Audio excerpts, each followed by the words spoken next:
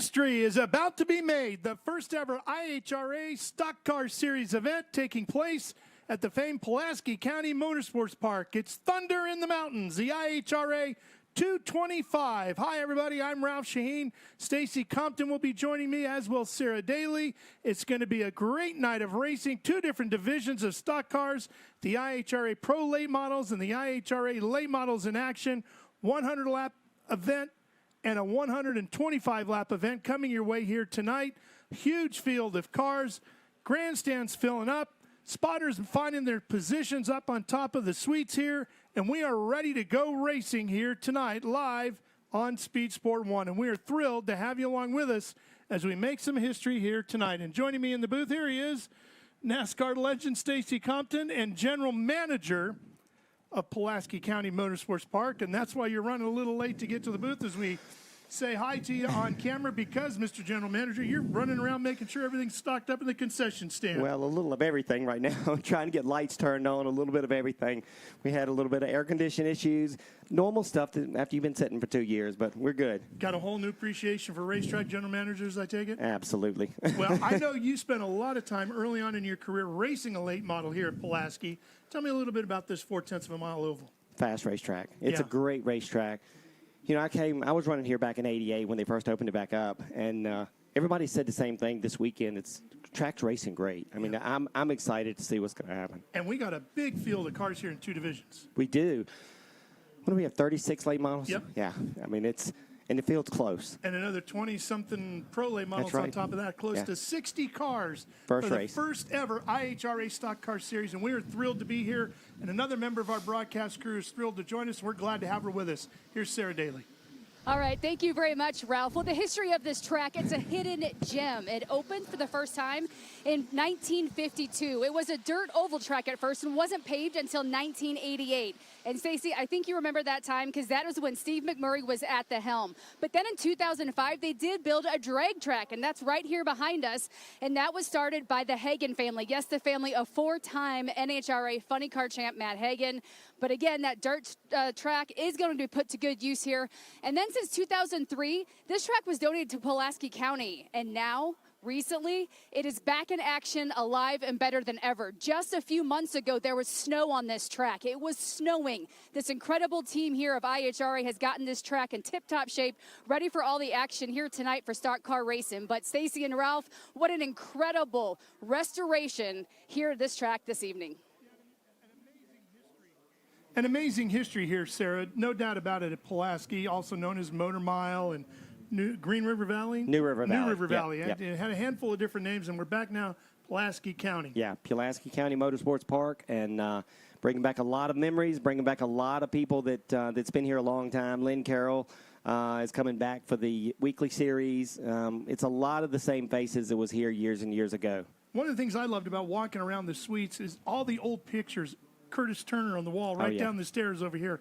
So many famous names, including your own, that have raced here over the years. Yeah, it's exciting. I mean, and I'm really looking forward to what's getting ready to come up tonight, and it's going to be some racing. I saw you. I was hilarious because you were laughing when you saw the snow. It was one of those moments of, I could see the general manager had going, I can't believe we had to deal with that too.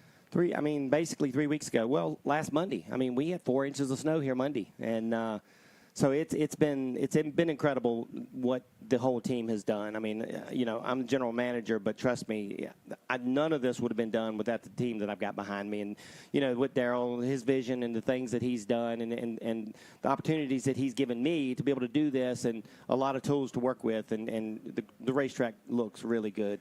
Of course, Stacy, talking about Darrell, that would be Darrell Cuttle, the man behind the vision of the International Hot Rod Association, who has bought the brand and is bringing it back to life and making it so much better than ever before, and just an absolutely fantastic race sanctioning body, because now we're into drag racing and stock cars and offshore power boats, which will kick off next week. The F1 power boats have already raced. We've had snowmobile racing this year under the IHRA banner. We've got truck and tractor pulls coming your way before the year is out, and so much more. It is an exciting time here with the IHRA, and we are thrilled to be a part of it at Speed Sport 1 and to debut the Stock Car Series here tonight as we get ready for opening ceremony. So we'll hand things over to our PA crew and the racetrack. Leah Martin. Let us pray. Almighty and gracious Father, we are so thankful that you have blessed us with a beautiful day to go racing. Lord, I pray that you would be with all the fans, with all the drivers, and all the crews that make this possible tonight. We also thank you, Lord, that you protected us through our military that serve us near and far. Without them, we wouldn't have the opportunity to enjoy this favorite pastime. We ask again that you keep us safe tonight, allow your Holy Spirit to enter our hearts, and to that I say thank you, Lord Jesus. Amen.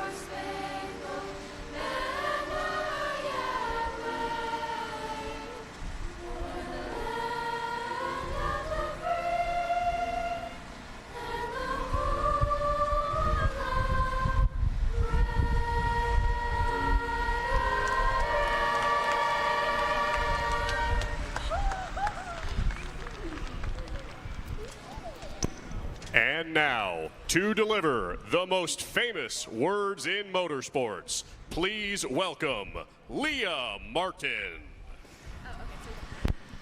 Ladies and gentlemen, for the first time ever from the International Hot Rod Association, we welcome you guys to start your engines!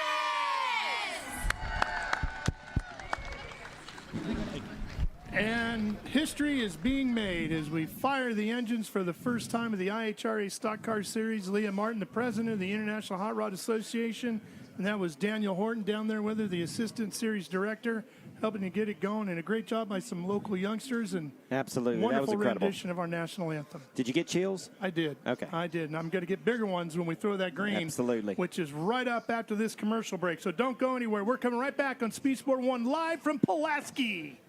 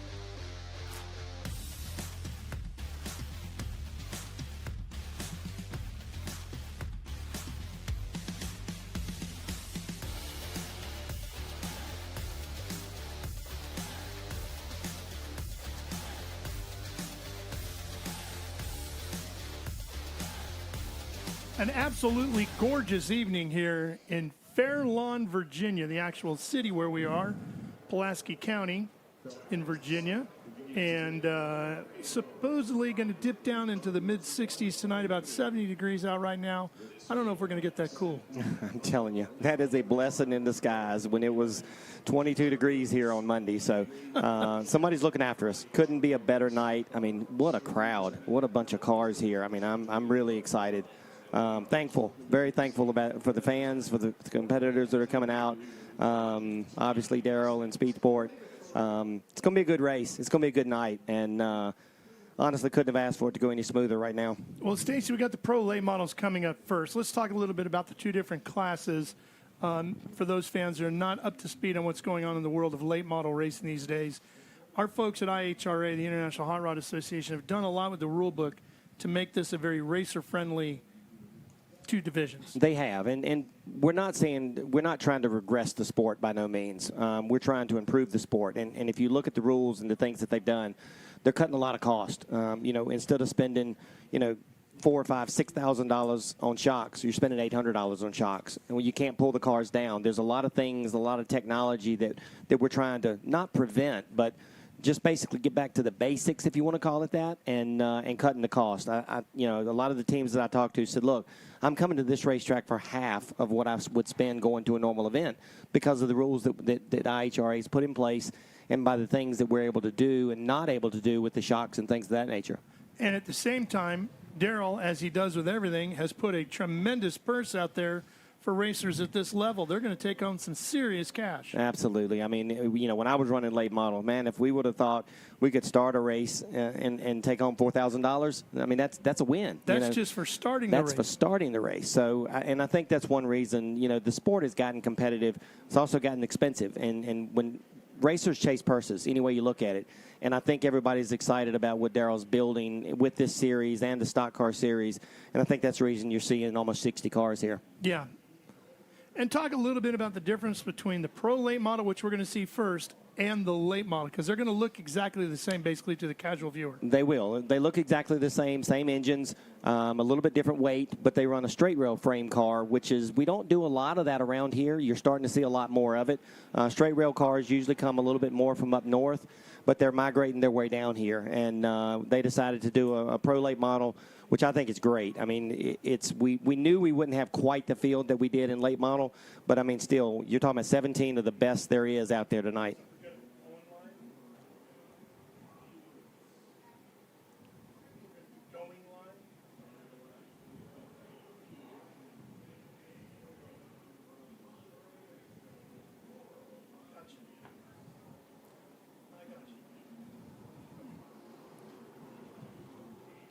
All right, so this pro late model race is scheduled for 100 laps. And Stacy, having raced here as much as you have with this American Racer tire that has just been fantastic, everybody's been highly positive about the lack of wear. I mean, it's really been a tire that comes in, stays in. It's very repeatable, which is, for a race car driver and a race car team, that's all we've ever asked for. And I think that's one thing you're going to see. These tires are going to stay fast. They're going to stay consistent. I think you're going to see fast laps really all the way through the entire race. In practice up here, I know there were several cars. The fastest lap they run of the day would be on their 60th or 70th lap after 4 or 5 cycles, and that's just amazing. It's unheard of. It's unheard of, absolutely. So I think that's going to make for some great racing because the tires aren't going to wear that bad.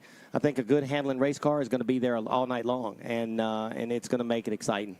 So saving tires, not an issue. Not an issue at all, which is exciting because that means you're going to run from start to finish.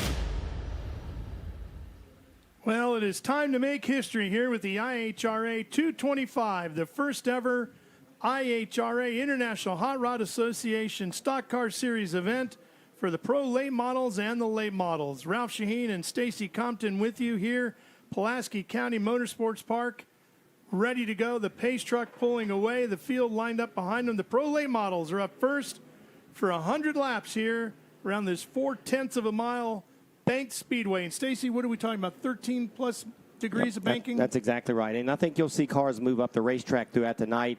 Track is rubbered up really good. They're gonna be right on the bottom early on, but they're gonna start moving up too wide. I think you'll see a lot of guys in the second groove.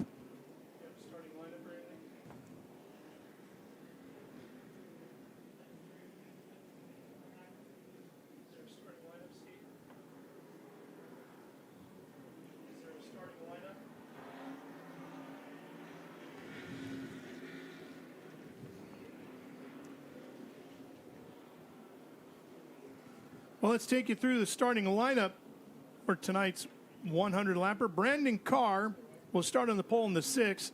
Nick Loden right alongside. And Loden's going to actually run both categories here today. Some other guys to keep an eye on here. Mark Day, Joshua Horniman. You've been watching him all day long and yesterday as well. Yeah, that car was good. I think it's about 7 cars that are really, really, really competitive and very close. So I think it's going to be a heck of a race. I think as the race goes on, a lot of these guys that did not get quite as much practice, they're going to get them dialed in throughout the race. Toro Rodriguez comes to us from the NASCAR Mexico Series, and you also would have seen Tony Breidinger in there, the driver out of San Francisco, who has been coming up through Toyota's racing program, development program. Now she's in the Chevrolet program, so she's been doing a lot of truck series racing and over here with us in the IHRA as well. That's just our lineup here in our Pro Lay models. So they're giving them 3 laps to go, basically get a little heat in the tires. A little bit different. The flagman is going to start this race. Instead of the leader starting the race, the flagman's going to start the race the entire day. So that's going to make it a little more exciting. As soon as the flagman drops a green flag, whereas normally if the second place guy beats you to the start-finish line, it's a penalty. As soon as that flag drops, both guys can go. So the second place guy can actually beat you to the line and not be penalized for it. I like that. I do too, absolutely. It takes a little bit of the mind games out of it, but it makes it also very competitive because as soon as that, and you know basically where that flagman is going to drop the green flag, and you can anticipate it even back in the line. If you're third, fourth back in line, you can anticipate that and keeps them bunched up a lot better. Kevin Moss will be the series flagman. Of course, if you watch NASCAR over the years, you've heard Kevin Moss's name because he has flagged every one of NASCAR's top 3 divisions over the years. And I know Daryl Cuttle was here all day today, and we're hopeful going to see Daryl wave a green flag before the night is out to kick things off at the series as well.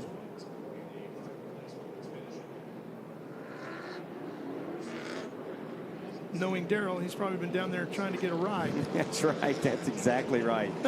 Or figuring out which racetrack we're going to buy next. Yeah, I can qualify that car. Get out of there. Let me have a shot.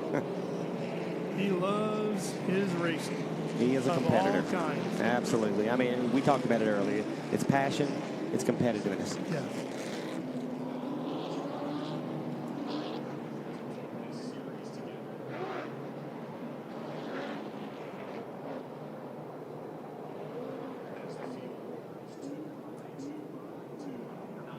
So Brandon Carr in the 6 and Loden in the 43, the black and yellow. We got a couple of 43s in this one. We're going to have a couple of 25s over the course of the day as well, and some other multiple numbered cars as you tend to get with this form of racing.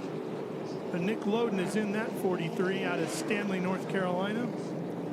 Brandon Carr in the 6 hails from Sheffield, England. Karting star over there. Pretty good late model racer over here. Absolutely. With a really good team. I mean, you look at the Setzer program. Obviously, Dennis was a teammate of mine for years. They were very good in practice. I look for them to be up front all night.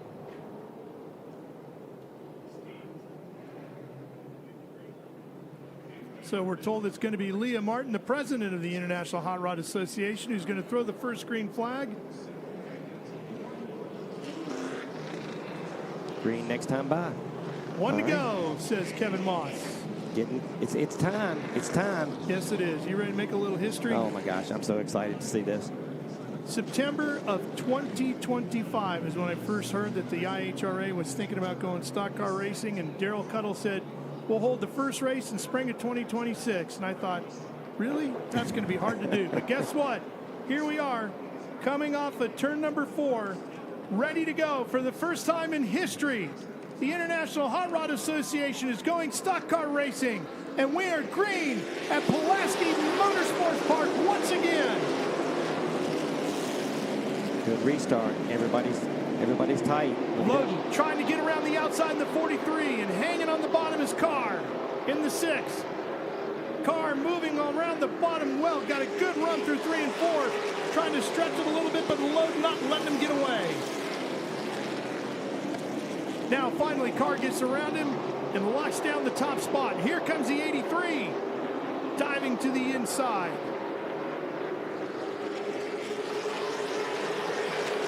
That's J.P. Crabtree in the 83 out of Muncie, Indiana, and he looks quick on the bottom of the racetrack in that red and blue. He's got a fast car. He's getting there. He's got a bottom. He's inside of Loden. He's going to take over second. Loden getting kicked back now.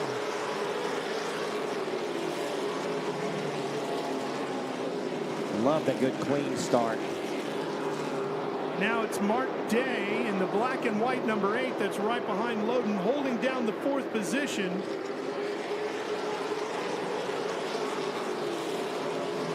Behind him is car number 89. That's Jeremy Williams from Dora, Alabama. Carr, Crabtree, Loden, Day, and Williams, your top 5 as this one gets underway, scheduled for 100 laps.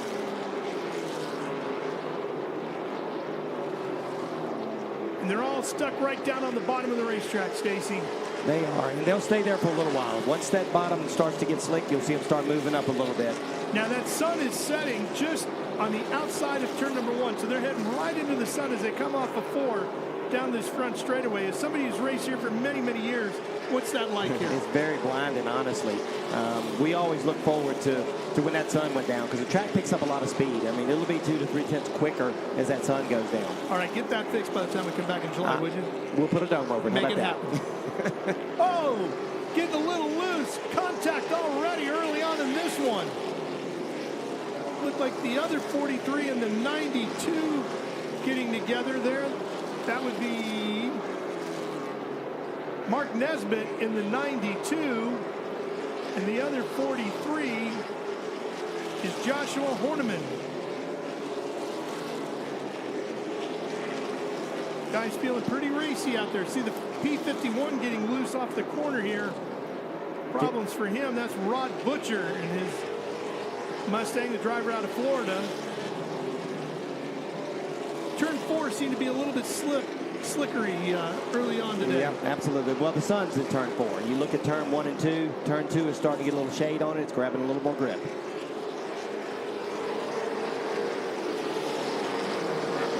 Let's get an update on our race leader from Sarah. All right, Ralph, thank you very much. Now some information on Brandon Carr. He's in the 6th car and started the pole here in this race. He's a native of Sheffield, England, and is known of one of the emerging drivers here at this race. Now, he had a successful kart racing career in the UK and the US and moved into midget car racing in 2025. So he's definitely someone to keep your eye on. He's young, he's hungry, he's talented, and he's ready for some action here in the IHRA Series. And he is fast for sure, Sarah. Brandon Setzer is the crew chief on that car and the owner of it. Team hails from Newton, North Carolina. One of the things about this series, Stacy, the fans at home will notice as the cars come up off of turn 4, you can actually see some daylight under the front. Oh, we got one around in turns 3 and 4. Looked like he might have lost. Car. Yep, looked like he might have lost a motor. I seen him get loose, getting in the corner. Seen a lot of smoke out of it going down the back straightaway. In that Burt's Garage car, that's Tristan Barnes out of Draper, Virginia. 29 career wins in Super Street competition. Lonesome Pines Super Street champion back in 2023. the Kingsport Speedway Super Street champion just a year ago. I liked what he did there. He knew he had an issue. He locked it down. He stayed out of the way. A lot of oil out from under that race car, but fortunately it's all up in the upper groove right now. Yeah, and it looks like the 43 found some of it as well, because he spun over there as well. That is not the 43 of, that's Horniman's 43, not Loden. So Loden's still running around inside the top 5. Okay, while they clean up the racetrack, we'll take care of some business here. We'll be right back live on Speed Sport 1 after this.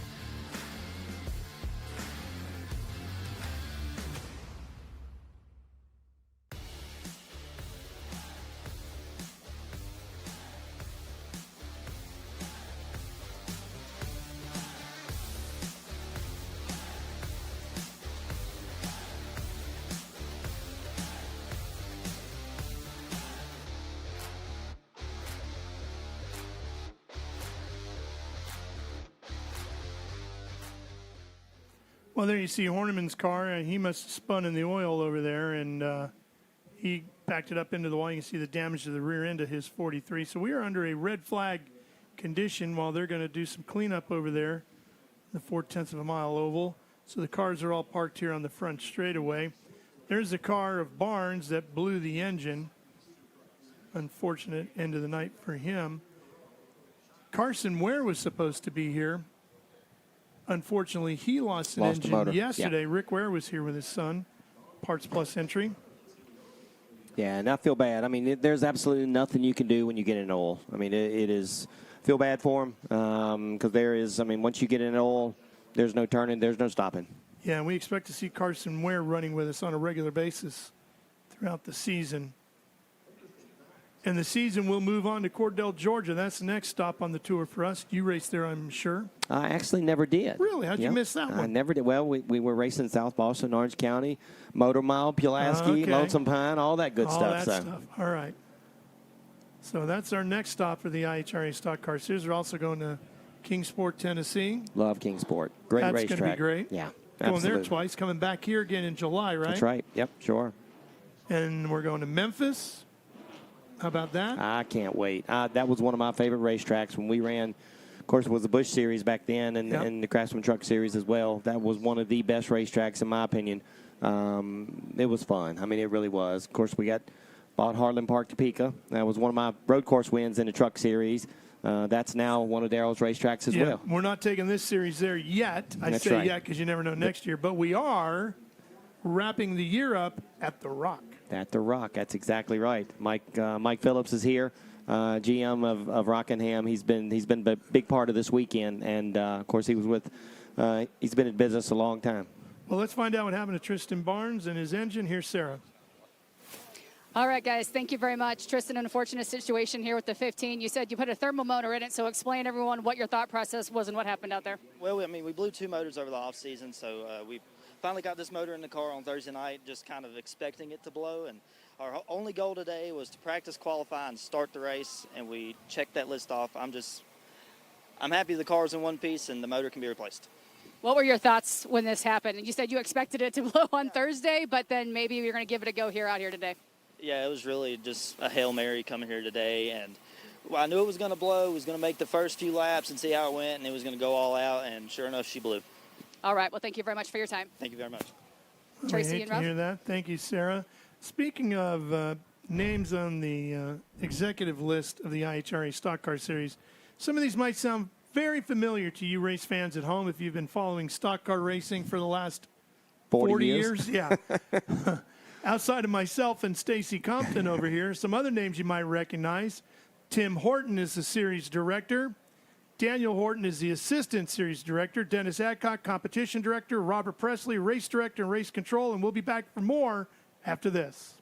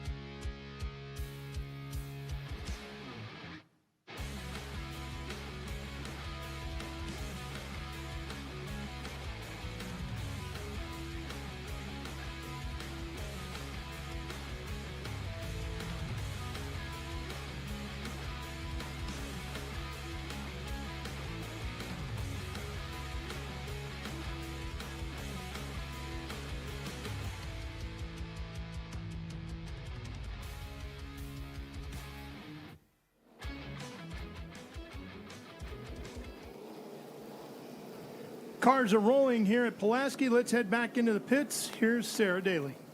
All right, thank you very much, Ralph. Just talking with some of the guys on the crew of the number 42 car. Joshua is actually with the medics and being reviewed right now. His dad asked where that was located at, so he walked down to try and catch up with his son. But they did say they caught oil from that number 15 car when they blew that motor. He said it's kind of a tragedy because we modified the car, we got it out here, went through tech, qualified really well, skipped another series to come out here, and this happens. But it's one of those things, what happens with racing. So we'll get an update for you on medical on that driver of the 42 car, and then we'll give you that information as soon as it's available. Back to you. Okay, Sarah, thank you. Hopefully Josh is feeling fine. We'll be good to go here, and that 43 getting towed back to his pit area as we get ready to go back to green.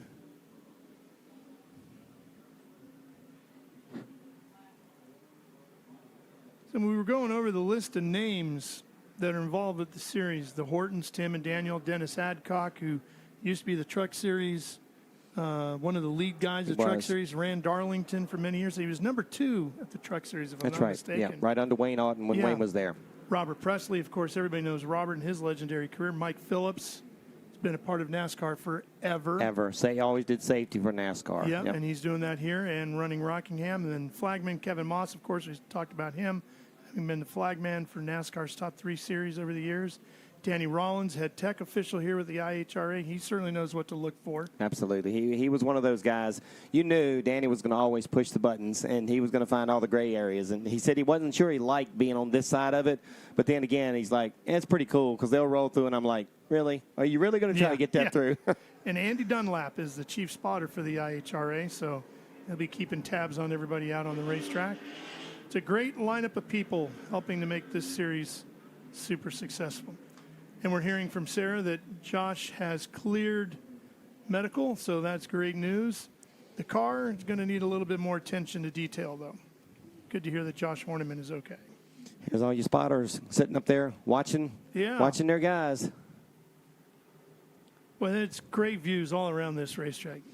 New River Valley. I mean, we're in the mountains, and somebody, first time they come up here earlier, they said, gosh, the drive up here was beautiful, and they pulled in. Well, this was my first time here. All the years I've lived back here in the Southeast, I always wanted to come out here.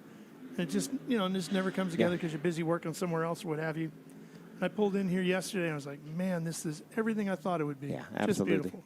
Unbelievable facility. I mean, it's one of the nicest facilities, and as far as I'm concerned, on the East Coast. I mean, they've done a really good job with it. I mean, a lot of the bones were here, obviously, when Darrell bought this place or worked out a deal to run this place. It was pretty exciting, knowing what he had in mind and the vision that he had. Well, and knowing Darrell, he's given you a long list of things he wants to see done here and told you to make it happen and make it happen before we come back in July. Make it happen in a hurry. Yeah.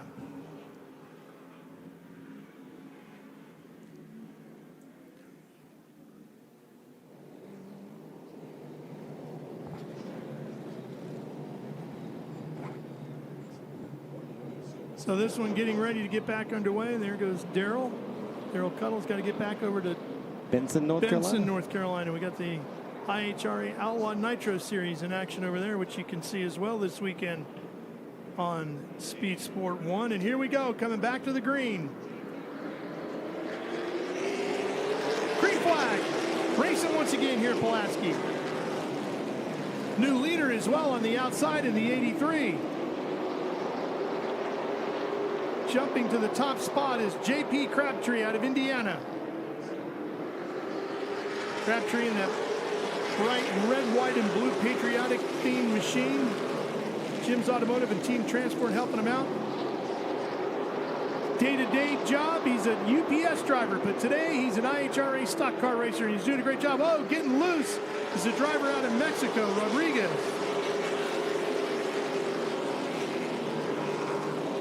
Toro Rodriguez in that 8 out of Monterrey, Mexico. Gathers it back up, did a nice job keeping it under him.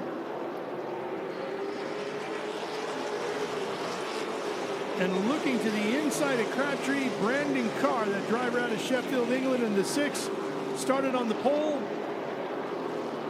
trying to find his way back to the point.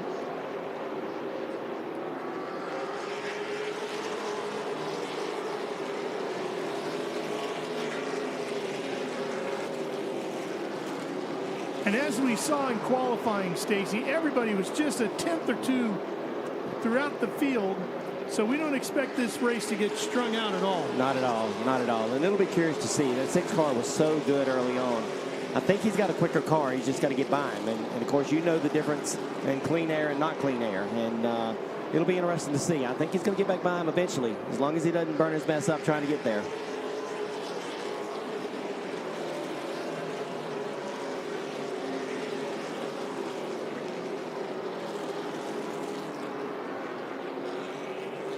And a good look at the fight for third between the 43 of Loden,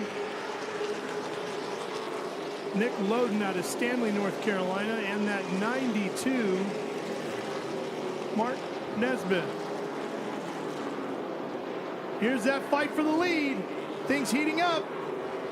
To the inside comes Carr, and he's right up along the door. A lot of respect between these two. Nobody rubbing on each other just yet, but really giving each other the business. Yeah, I love the racing. I love how hard it is, and like I said, giving each other room. And new leader once again. Carr moves back to the point. And here comes Loden now, looking to the inside of Crabtree. Get him while he's weak, right? That's right. He got him up the racetrack a little bit, and he tried to pounce. Got to be careful, though, because if he gets too hard at it, Nesbitt's going to come inside and take away third on him. And then 92. They put a lap on the 15. Going around on the bottom of the racetrack, just putting some laps in. I believe that was Avery Demlin, the attorney out of Ohio. She's had issues with that car throughout the afternoon. Whole day, absolutely.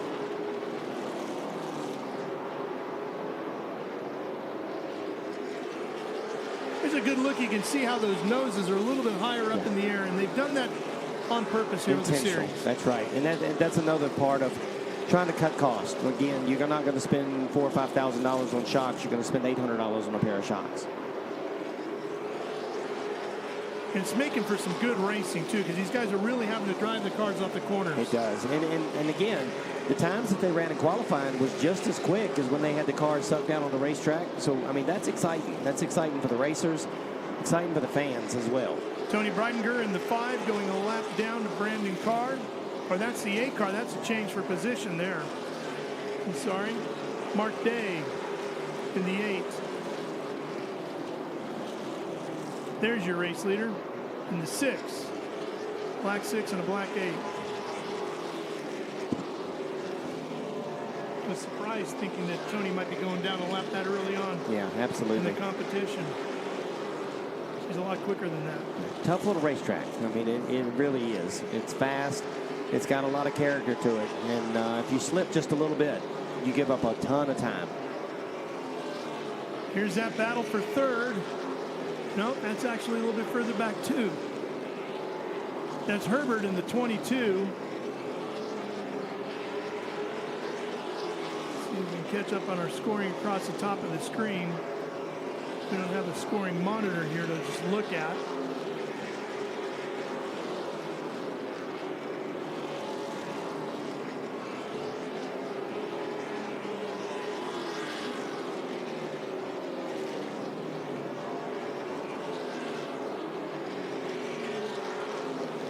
As we said, is Herbert. Oh, this is for 11th. Ryan Herbert fighting with the 88 of Bobby Royce. Royce out of Hoover, Alabama. And that 88.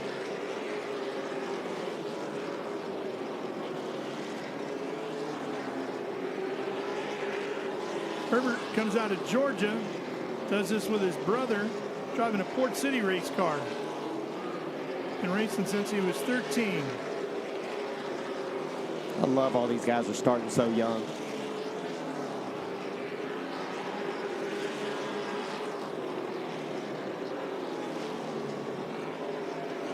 It's a good fight for position, too, as we go back to our race leader. That car looked so good in practice. You and I talked about it. I knew they were going to be a contender. If something didn't happen, they were definitely going to be a car to beat. A moment ago, we were trying to put Tony Breidengerr down a lap. She's actually running in 8th, so she's having a pretty good night here in the top 10. This man's having a great night at the point. Brandon Carr. Make note of that name. I was just looking at his times. His times actually are not much slower than they were in qualifying. There's Mark Day in that 8.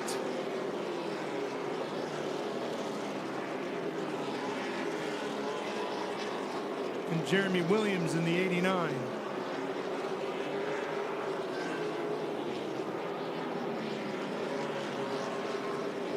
Williams, a Huntsville Speedway track champion and a Pro Late model in 24. 5-time King of Dixie winner. Driver of that 89. This man wants to say he's a winner at Pulaski. Oh, problems here for the car that was running up to the top 5. That's Day. Smoke pouring out of the back of the 8. Like we could be losing another engine here. Yeah. Hope he gets it off the racetrack. Yeah, hopefully. Can't imagine he's not aware that that thing is starting to slow up on him a little bit.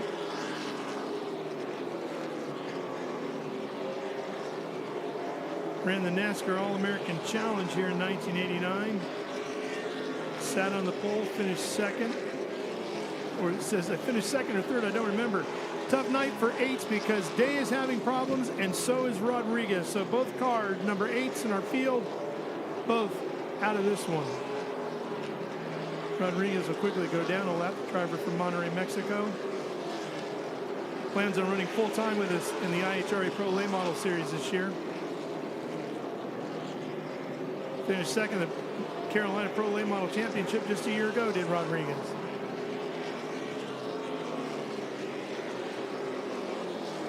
No problems so far for Brandon Carr. That black 6 has just been picking him up and putting him down all night, hasn't he? Absolutely. That car looks so good in practice. And like I said, the car, I mean, if you look and see how good the car turns in the center of the corner, he drives right straight up off the corner. Watch his hands in the car. I mean, he's barely moving them. That's a good handling race car.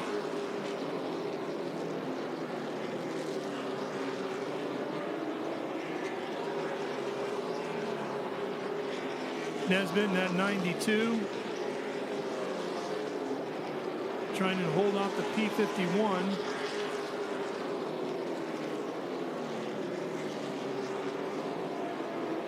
That's Rod Butcher.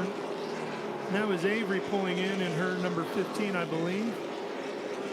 The lawyer out of Ohio, Avery Demlin. Finished 4th in her first effort at the CRA points last year. And there's Day. They get the hood off that car. He sits on pit road.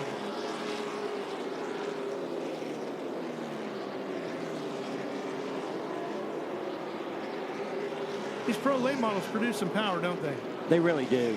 And they're 2,800 pounds versus, you know, the late model's a little bit heavier. Makes the handling a lot better. Makes it just a lot easier. Got a caution out. Second caution of the night coming out. One car round at the exit of turn number 2. That's that P51 we were just talking about. Having a pretty good run.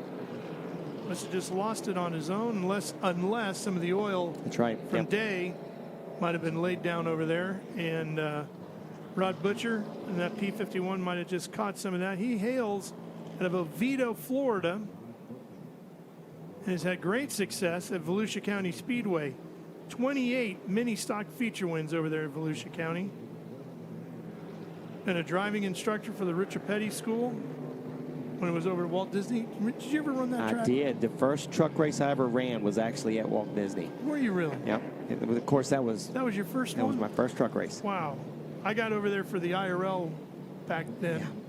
Never got there for one of the truck series events. What a great track. Hated to see it go.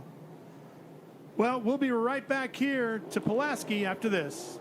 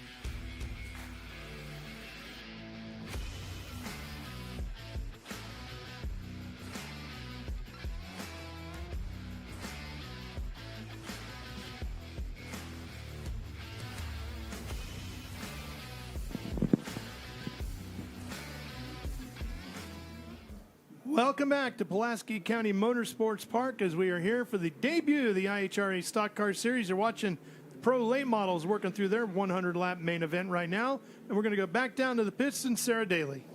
All right, thank you very much, Ralph. Joined now by driver Mark Day of the number 8 car. You said, kind of walk us through what happened. You got bumped a little bit back there, and then what really unfolded? Well, you know, I mean, we kind of struggled a little bit here yesterday and finally got it pretty good and qualified third today. I don't think we had anything for the 6, and, you know, the 83 is awful good on this kind of racetrack. So, I mean, we might have been able to squeeze a third out maybe, but you never know as the race goes on how these things will shake out and how other guys' cars will go. But yeah, somebody blowed up there, I guess on about the 8th lap or something. I was the lucky guy that come through there first and couldn't hold on to it, and they politely asked us to go to the rear, so we did. Or, you know, they'd have made it tough on us. But Understood. Quickly, before we get the flag, let's talk a little bit about the excitement of IHR in this series. This is the opening of this series, and a lot of great talk, enthusiasm, and just the excitement altogether. Yeah, you know, it's a great group of guys. I mean, all these guys that are officiating and behind this program, really the backbone of this program. And I know Daryl's the owner and he's the main man, but these guys that are the tech officials and all the race directors and everything, they got super much of knowledge. I mean, there's so much knowledge with these guys. So, yeah, we're tickled to run here. You know, the icing on the cake is just the money that they bring to the sport. So it's got to make racing better all around. I mean, with any series, they got to get on board with this program. Well, we look forward to seeing you in the next couple of races here in this series, and good luck when we see you then. Thank you. All right, guys, back to you. All right, thanks, Sarah. We hope to see Mark back soon. Driver out of Clarksville, Tennessee. He maybe can come join us a couple of those races in Kingsport. Yeah, absolutely. I'll guarantee you. He's a racer as well. We talked about it, and I'm sure you'll see him back out a bunch. I just love it when you hear racers saying good things about the officials, right? That's a rarity. That's a rarity. And again, all these guys that have been here for so long, they're just smart. I mean, it's experience and it's knowledge. And I think that's one thing that the competitors really like is it's not a shot in the dark. These guys know what they're doing. What I like is it's racers looking out for racers, right? That's exactly right. I mean, we were talking about it earlier. You were talking about how the guys go through tech, and it's not just that's wrong, go fix it. It's that's not right, but you can do this, this, or this kind of thing, right? Yeah, absolutely. Helping you figure out what you can do. And it's common sense. And I think a lot of times the officials that have been here and done that, you know, for so long, they can tell if it's a mistake or if it's intentional. And and that's the beauty of this sport. That's the beauty of the officials that they've got right now is, all right, you're not really going to get away with that. Or, hey, can you fix this for me? It's a big difference. Well, according to the pylon in the center of the racetrack, showing 47 laps, so we're almost at halfway. What are you thinking, driver? Kind of the same thing I was thinking earlier. Unless that 6 car falls off more than I think, he's going to be tough to beat. Yeah, and the thing is, I don't see anybody really falling off. Everybody's been holding pretty much where they've been since we started this thing, scheduled for 100 laps. Our late model event coming up after this, scheduled for 125. The 83 car, I'm telling you, he has shown speed all night. Yeah. If he can stay on the bottom of the racetrack, it looks like when he gets up to that second groove, he loses a lot of speed. I noticed he lost some speed getting around a lap car a little while ago and lost probably 6 or 7 positions or car links to the 6 car. If he can stay on the bottom, I think he's got a really good car. Yeah, that's J.P. Crabtree, that 83. The UPS driver. Be some fast deliveries, wouldn't it? Oh, buddy. Let's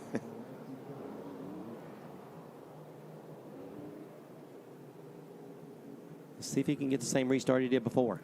The only thing JP doesn't have, he doesn't have that big brown truck that Dale used to have. That's right. That's exactly right. I forgot about that. What a great marketing campaign that was, gosh, huh? Wasn't it? I want to race the truck. Yeah. That was so good.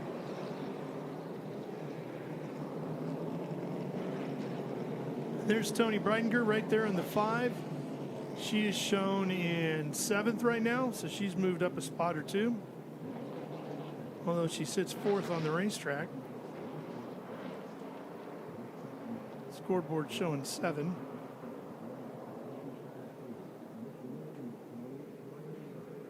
Either way, Kevin Moss says, get ready, we're going racing. Absolutely.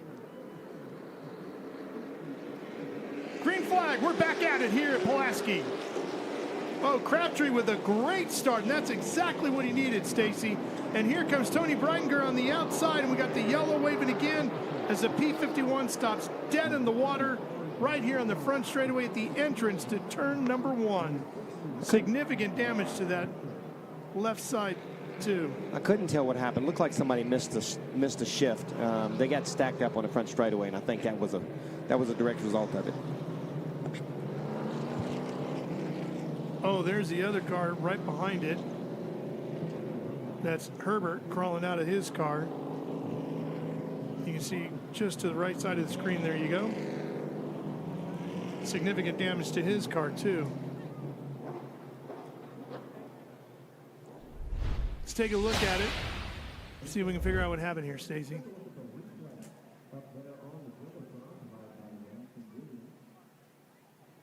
Oh, it just got jacked up.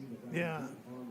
He took Herbert right into the inside wall, didn't he? Absolutely. But it looked like the car in front of Herbert might have slowed up a little bit, that Did. chain, and then Chain reaction. and look at the fluids just pouring out of the P51. So we got a little cleanup to do here too, huh? Yeah, that's a shame. Those cars, that was just a direct result of a missed shift, it looked like.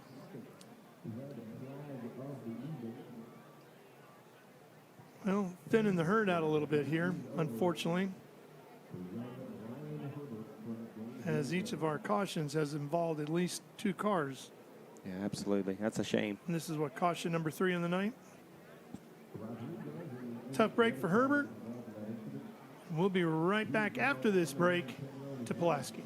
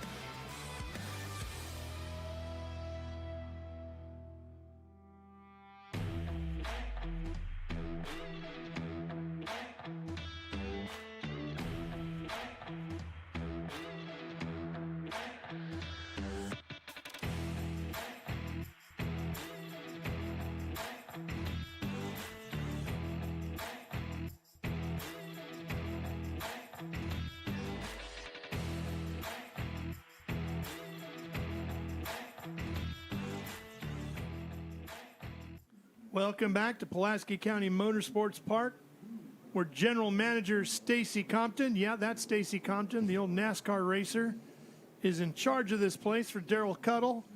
You've been tasked with bringing her back to life, and you've done that, and it looks fantastic. Everybody's having a great time. Fans are smiling. Racers are happy. Good night of racing here tonight. Your first one in, what, about 3 years. But what's the future hold? Are the fans going to get to come out here on a weekly basis? They are. We're excited. I mean, Daryl's got a vision. Obviously, everything he's ever done, he's got a great vision. And we're going to run a weekly series. Of course, we've got you guys coming back. We've got the Smart Tour coming. We've got the Tour of Destruction coming. We want to do some summer concert series. Of course, we got the drag strip on the back stretch. Yeah, and, let's talk about that for a second, because that's really, right off the back straightaway here. Yep. And as I was driving in, of course, that caught my attention right away, and I was looking, I was going, man, the drag strip looks pretty good. You got to do a little work up at the start line, but that's right. And not much more. All right, let's hear from Ryan Herbert. Here's Sarah. All right, thank you guys very much. Joined now by Ryan Herbert. Unfortunate situation there, clearly frustration. You guys are out here on the track and you want to race, so kind of walk us through what you felt was your perspective out there on the track. We were just going to the green, slowly speeding up, and then all of a sudden my rear end is like 6 feet higher than the front end, so I just got jacked up right there. Just complete lack of paying attention. You know, I went over there and talked to him a little bit. He said he was dragging the brake while he was on the gas, and I guess he was just trying to do too much in the cockpit and, you know, just wasn't paying attention to what was in front of him. But Powell drove us straight into the front, the inside wall right here. It was a pretty good lick, even though we weren't going very fast, but it completely crunched the front end. That's a brand new race car. You know, just hate it. You know, the guys back at the shop thrashed all week, you know, and the week previous to get that out here. You know, we were still stickering the car yesterday during practice, still nutting and bolting the car, and it was just unfortunate to come out here and spend all this money just to be wrecked on the, you know, not even halfway through the race. So you touched on it for a second. Is that what he mentioned to you when you went down there to have a conversation with him? Yeah, I mean, you know, of course he's apologetic for sure, right? You know, it was I guess an unfortunate situation for him, but I mean, you know, when you're out here and you're racing these cars, I mean, these, you know, it takes a high level of skill and a high level of focus just to even get off of the green flag lap. And, you know, he didn't have it on that restart. I don't know what was going on, but, you know, we had plenty of race to race. Nobody was going to win the race right there off of that green flag restart. So, you know, I just think it's unacceptable, you know. All right. Well, I appreciate your time, so thank you very much for giving it to us. Thank you. Guys, back to you. All right, Sarah, it's Ryan and his twin brother Kevin that put that car together. Kevin is the crew chief. Ryan is the driver. Ryan owns Herbert Truck Centers back in Georgia, and they're going to be hauling the 22 back down to Georgia and Athens area and get ready to come race with us once again. And you made the point, Stacy, it was kind of one of those things of, hey, just give me a chance, right? Yeah, when absolutely. the car got up in the air. Yeah. And that's what he was talking about here, as you're going to see. Yeah, just let me go. If you can just let me go, I've got a chance to correct it. I might save it, yeah. That's right. Yep, absolutely. And here's Herbert got out of the car and walked over, and we weren't sure if he was going to just get to the back of the ambulance here for the mandatory checkup or what.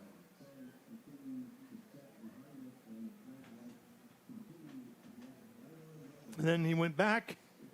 And we saw the window neck come down, and unfortunately, the tow truck driver got in the way, and you and I weren't sure what we were going to see or miss. The conversation went on. At least our officials did a great job in letting the racers talk about it too, right? That's right. That's what we talked about it during the break. Kudos to them. They were there. They were close if they needed to be. Yeah. But they let them talk about it, and obviously cooler heads prevailed, which is exactly what the fans want to see. Yeah. Okay, let's finish, Mr. General Manager, talking about what you got coming. Monday morning, you're on the drag strip, right? We're on a drag strip. Okay. You know, we've had a lot of people excited about the circle track, but let me tell you, there are some drag race fans up here. Oh, buddy. And everybody keeps saying, when's the drag strip coming? I was glad we got a shot of it earlier because a lot of people said, have you really been working on the drag strip? I know y'all been working on the circle track. Well, now that we've got some shots of it, they can see. We're getting close. We're getting close. And our plan is mid-month, next month, we're going to be dragging. Okay. There she is right there. Grandstands are all intact. There's the tower. Look at that. Looks like you're ready to go next weekend. A little bit of work, but a lot better than it was. Yeah. You talked about some concerts coming this way. What are we talking about? Metallica, Iron Maiden, what do you got? It works for me. I mean, yeah, me too. That's why I'm asking. Seeing if I can, obviously, I mean, there's a lot of connections to Curb Records, so we would love to get, some country music stars out here. I mean, you think about it. I mean, where we're located in New River Valley, a lot of country fans. But we also have a lot of old Rock fans as well. Oh, buddy, you got one sitting next to you right here. You and me both. Well, let's do it. I'm really excited to see what you got coming here, Stacy, because I know how Daryl does things and what he's done so far. And, man, you've got such a great thing to begin with. Yeah. You know? I mean, if this was where you were finishing, Yeah. it'd be unbelievable, right? But this is right where you're starting, and it's so fantastic. So this place used to be covered in dirt. You got a lot of property here. It is a lot of property. And I'm just asking. Well, it's anything's a possibility. Okay, I like it. I like it. So you're saying there's a chance. There's a chance. All There's right, always a that's chance. all I needed to hear. There's a chance. Okay. I mean, you know Daryl. Well, that's why I'm saying. He Just, has a vision. Just wondering. I might get a call on Monday and say, make it happen. Yeah, we'll just wait. Let's do it. I'm here to help. I'd be happy to come back here anytime. Yeah. This is wonderful. Highly encourage all the race fans out there, if you've never been here, hotels in the area. I noticed a lot of new hotels. It is. It is. And this has been great for the economy. Of course, Radford College nearby. And we're ready to go back to green here. Crabtree in the 83, car in the 6. Who's going to get it this time as we go down into 1? They're door to door through 1 and 2. Down the back straightaway, Crabtree trying to pull out front, but Carr says no as they head into 3. Still side by side. Crane racing. Oh, there's a little contact as we head down into 1. Feeling a little racy now, and that is going to allow Carr to slide up in front of Crabtree. And Nick Loden has been hanging right there in 3rd all night in that 43 as this one approaches the halfway point. Scheduled for 100 laps or an hour and a half, whichever comes first. Oh, look at Crabtree starting to find a way to the inside there again. His car is really fast on short runs. He's trying to be respectful and not get in there and loosen him up too much, but he's right there on the door again. And he's going to take the lead as they come off of 2. And our drone can't hang with him down the back straightaway. These boys are fast up front. You're riding right on top of Nick Loden down the front straightaway. Give us a wave. We're right on your right. Down into turn number 1.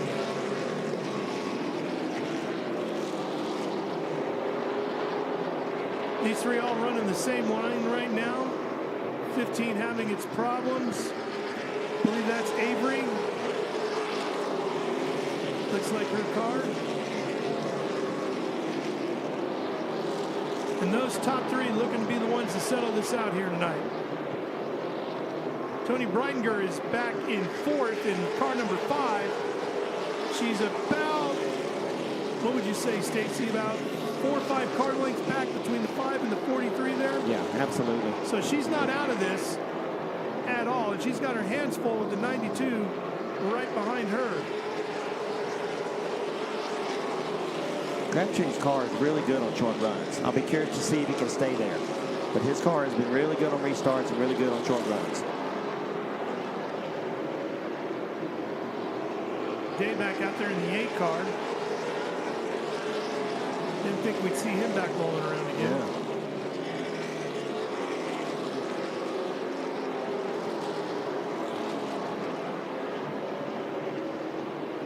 He was involved in that second caution of the day.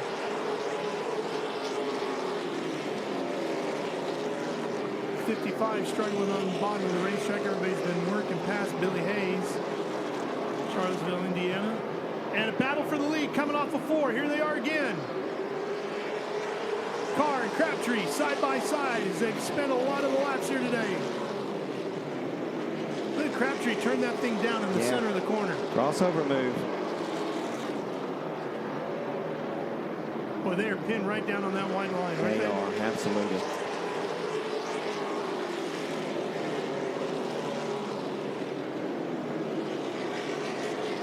That 6 car is so good on long runs.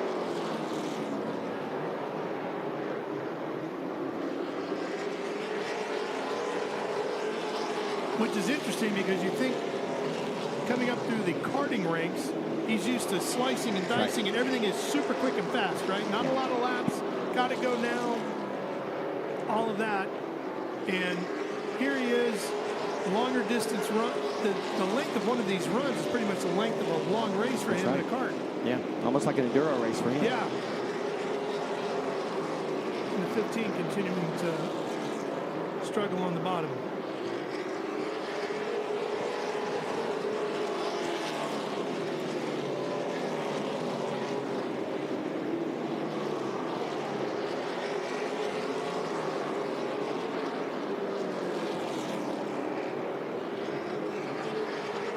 There's your race leader again. There's Loudon back there.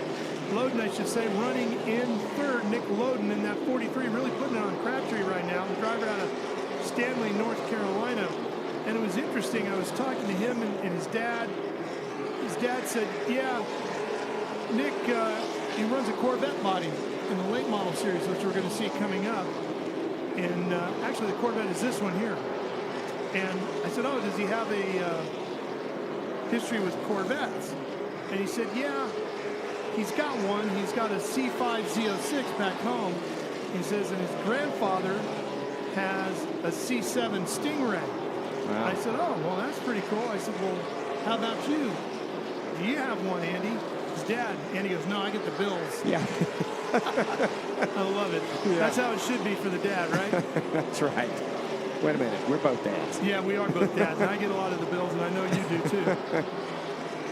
Nick Loudon having a pretty good run here. His dad, Andy, helping crew chief that car.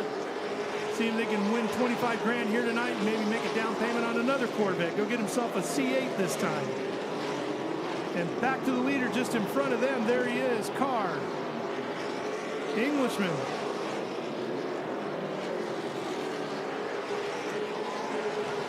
I'm not up on my Premier League soccer, are you? I'm wondering which soccer team hails out of Sheffield, England, that he's probably a fan of. I'm pretty sure you'll figure it out there. I'm working on it.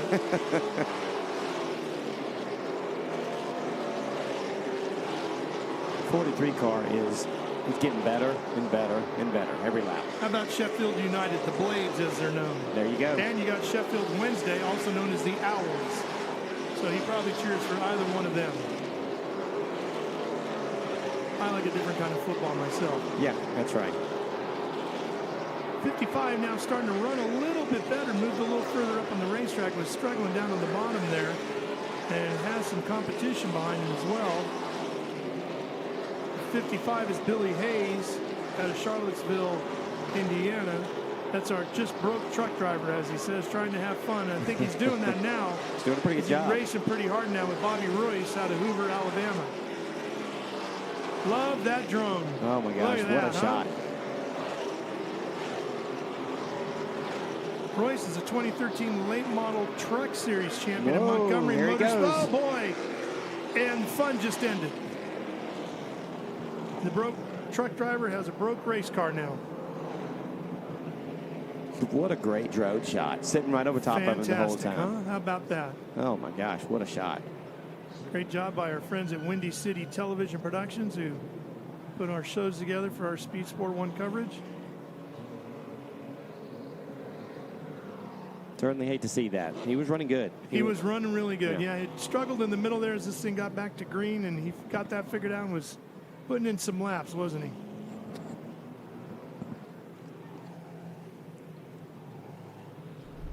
Let's watch this. See what happened here, Stacy. Oh, just got loose coming up off the corner. Yep, absolutely.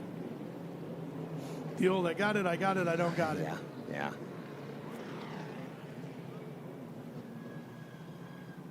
Now the question is, restart again. Yeah. This is caution number 4, right? Yeah. And that 83 car has been so good on the restarts. Yeah. Crabtree's been right there. And we are almost down to the final 25 laps. Lap 71 up on the scoreboard right now. We get Billy's car taken care of. See if we can get him back out there. We're going to take a quick break, and we'll be back for more after this. What would Schrader say? I got it, I got it.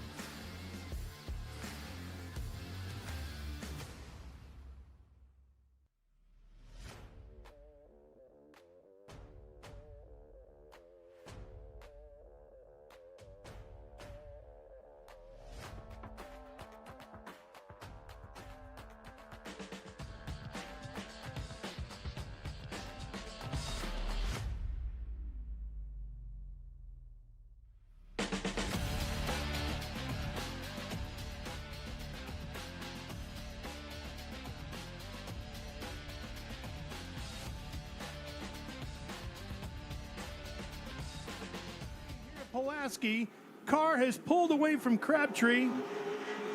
And look at Loden now. He's moved up to second place. Crabtree's back there trying to hold on to third, but he's getting a lot of pressure behind him from the 89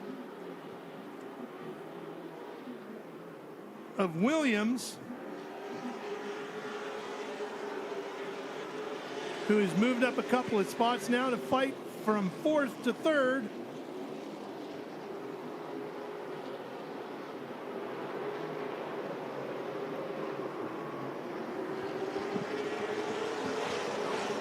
Let's head down to Sarah, who's with Avery. Gentlemen, thank you very much. This is Avery, England. A little frustration out there because you guys just set this car up. You've been working on it for about a month. First time out here on the track. And what's your frustration, or how do you think things went? You broke an axle, is that correct? Yeah, I think it was an axle. I felt it when I spun, but they couldn't find anything when I pulled it in. Overall, I'm really proud of my team. We did put this car together in 3 weeks, so we had a lot of adversity. I mean, this is the first time I've been in a car like this, so I'm not mad, just frustrated. And during your full-time job, when you're not behind the wheel, you're an attorney. So one of your crew guys was telling me how, you know, working the schedule, trying to balance it out, get time in the car, put it together, get out here, all that stuff, that you balance a lot. What's that like? It's a lot. Yesterday I was getting some phone calls and trying to answer emails, and I was on my computer on the way here. I'm lucky I work for some guys that are pretty understanding and support what I do. But it's a lot of late nights at the shop with my dad and a lot of late nights working. So I love what I do, but on here and at the track, so I'm going to keep doing it. All right, well, we hope to see you at the next run here in this series. Yes, I plan to be here at Cordell in April as long as we can get the axle fixed and there's nothing else wrong, and I'm excited to run with the series. I appreciate your time. Thank you. Thank you. Avery and her dad, Brian, come from Hicksville, Ohio. We look forward to seeing them in a few weeks down in Georgia. And here's the battle between the 82 and the 92. The 82 is Taylor Hull out of Dallas, Texas. And then the 92, we were talking about him earlier, Mark Nesbitt out of Marion, North Carolina, and those two fighting over position.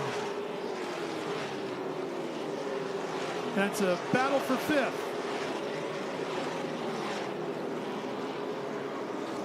And a pretty good fight.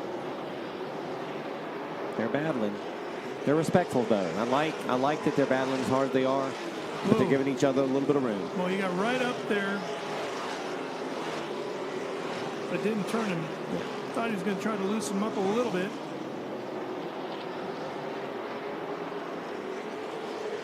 You need to get this drone driver in the car. Yeah, no doubt.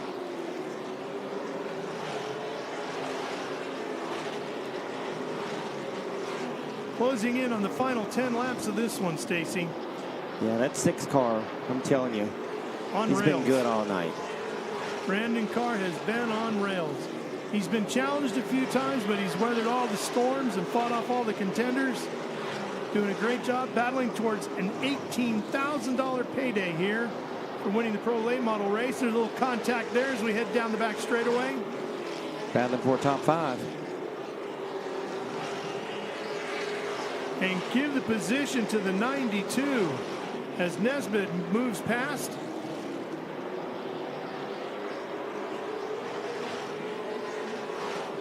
Puts himself into 5th position.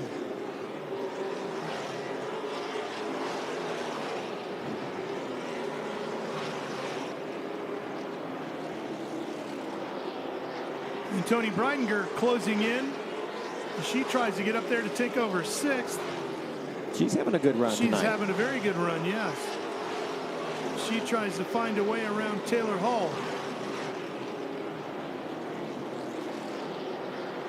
And Hull is that driver we were talking about during qualifying. He's a 4-time professional drifting champion. So if you see him hanging out the rear end, that doesn't mean things are going wrong. No. It means he's just finding his groove. And he's having fun. And he's having a good time doing it. And he's probably very quick doing it.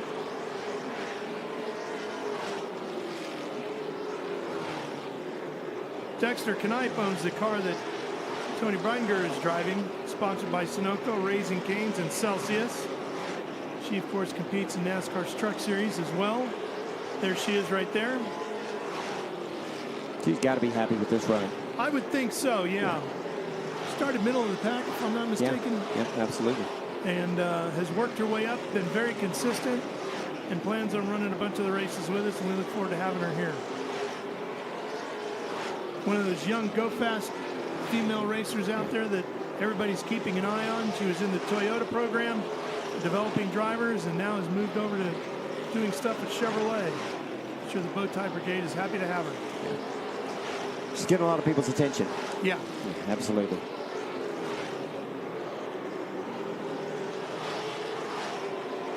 Used to be you got a lot of attention just because you were a female, right? That's right. Then it was, well, you got to be quick. Now there's so many quick female race car drivers. Now you just got to be a very good race car driver. Right. Absolutely. These development programs are amazing. Right? Absolutely. These development programs have really brought a lot of light to a lot of young talent. Here's Rodriguez, our driver out of Mexico in NASCAR's Mexico Series in the 8. Battling with the 88 here, late in the going. There's Bobby Royce.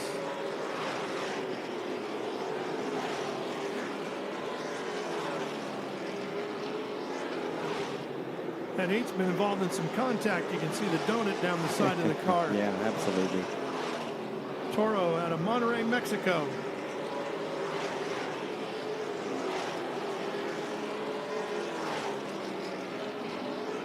Two to go. 2 laps left here in the first ever IHRA Stock Car Series event for the Pro Late Model Series. White flag high in the air. Brandon Carr down the back straightaway. He has dominated this race all day today. Fast in practice, fast in qualifying, fast throughout the race. And Brandon Carr wins the very first ever IHRA Stock Car Series. And it's a Pro Late Model Series event here at Pulaski County Motorsports Park. The driver out of Sheffield, England is a winner here today at Pulaski.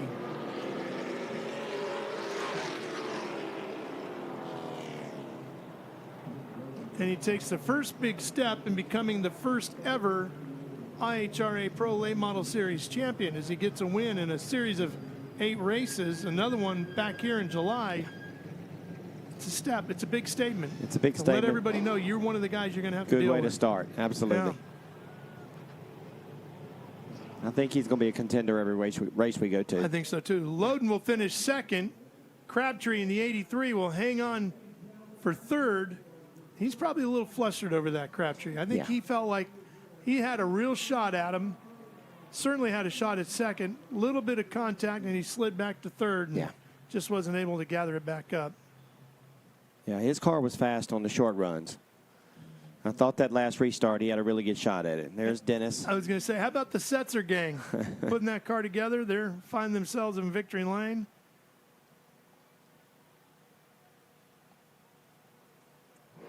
Jeremy Williams will put the 89 in third. Or I should, I'm looking at the scoreboard, he should be fourth.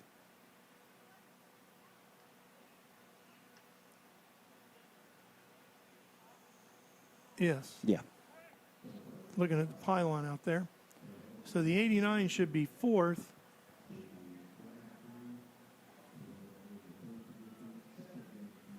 And then believe the 92 of Nesbitt would be fifth. And then we'll have the 82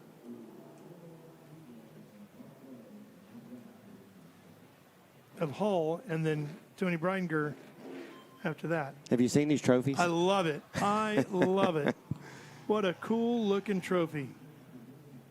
Just like a big championship wrestling belt. Yeah. And those are going to be the trophies at each and every round. And as they unfold that belt, you'll see there's a plaque on one side that is for the Pro Late Model Series or Late Model Series. And on the other side is for whichever racetrack we're at. I told Daniel they need to be able to wear them to the next race and then hand them off to the next winner. Oh, that's a good idea, too. Nice $18,000 payday. That's a good payday, first race of the year. Buddy, you ain't kidding. How many times would we like to have had a payday like that? Yeah. Great for the sport. And we've got a winner down in Victory Lane, and Sarah Daly's right there. All right, guys, thank you very much. First of all, congratulations for the IH Series opener. You are the champion. You had great qualifying, led for the most part out there. How did you feel, and what went through your mind when you crossed the line? It was just kind of a bit of relief. I made a few mistakes on the restarts. That's what I need to work on, but the car was amazing. I can't thank the guys at Brandon Sets a Race, and the car was just so easy. I was just cruising, and I just knew I had to not make mistakes on the restart and just bring it home. I know you said you like a challenge, and you've transitioned from being behind the wheel for a bunch of different series, and now you have this one under your belt. How's that feel as a driver? It feels great just to be able to get back in a late model. Last time I've only done one race in a late model, and that was 2 years ago. So it was been great to get back in one and just jump between the dirt and the late model. So it's good. Well, go enjoy it with your team. Congratulations. Thank you. That is a great way to get back into a late model. Get yourself a win at the first one. Did you hear what he said there? Coming from dirt? Yeah. Yeah. He's done a lot of different things, hasn't he? Yeah, absolutely. Crew chief standing there beside him. Obviously, he's pretty happy. Oh, yeah. Brandon Carr, the winner. Brandon Setzer, the crew chief. Dennis down there as well. Setzer family, legendary NASCAR racers and stock car racers in the Carolinas. He's putting that belt on. Dennis looking to give him a hand there. It's a classy move from the 83 car. Yeah. Yep.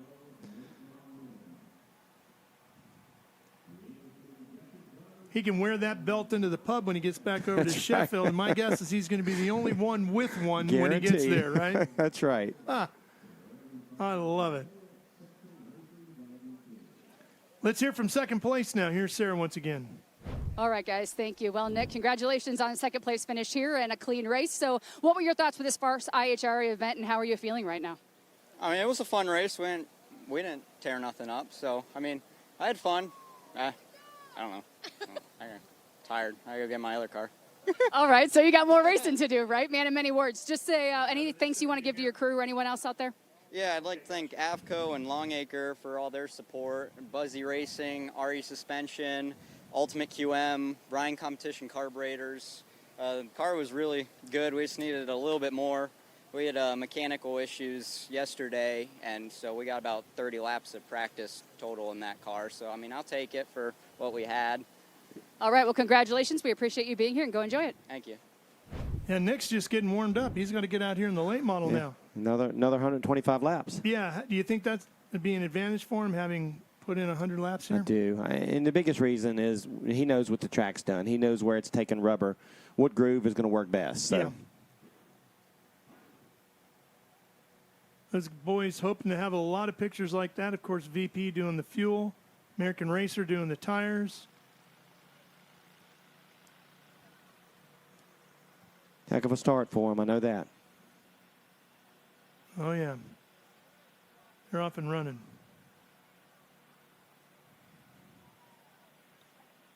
Make that ride back to Newton nice and easy, huh? Yeah. Yes, it will. Pick any fast food place you want to stop at tonight, boys. We won. That's right. Supersize that order. It's got to be Waffle House, though, you know. It has to be. And you got to wear the belt in. That's it. That's exactly right. You can't not do that. And the ladies on the team who really make the organization run get in on the fun, too, right? They deserve a picture as well. None of these race teams happen without the ladies behind the scenes, right? Nothing happens without the ladies behind the scene. Let's be honest. I noticed this racetrack ain't happening without your wife behind your scene. And I know my broadcasting career doesn't happen without my wife, Kimberly. No. That's for darn sure. We appreciate them being so understanding. Oh, yeah.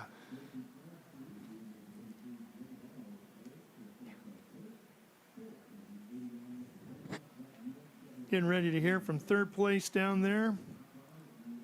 Getting in position. Sarah just about ready to go. Turn him around, Sarah. Get him where you want him. All right, let's hear from third place. All right, thank you very much, Ralph. Well, you finished at the top 3 here this afternoon, or this evening rather, and we're going on to start this series, the IHRA. How'd you feel out there? Clean run for the most part, a few bumps and bruises, a couple of flags, but a pretty much clean race. Yeah, it was fun.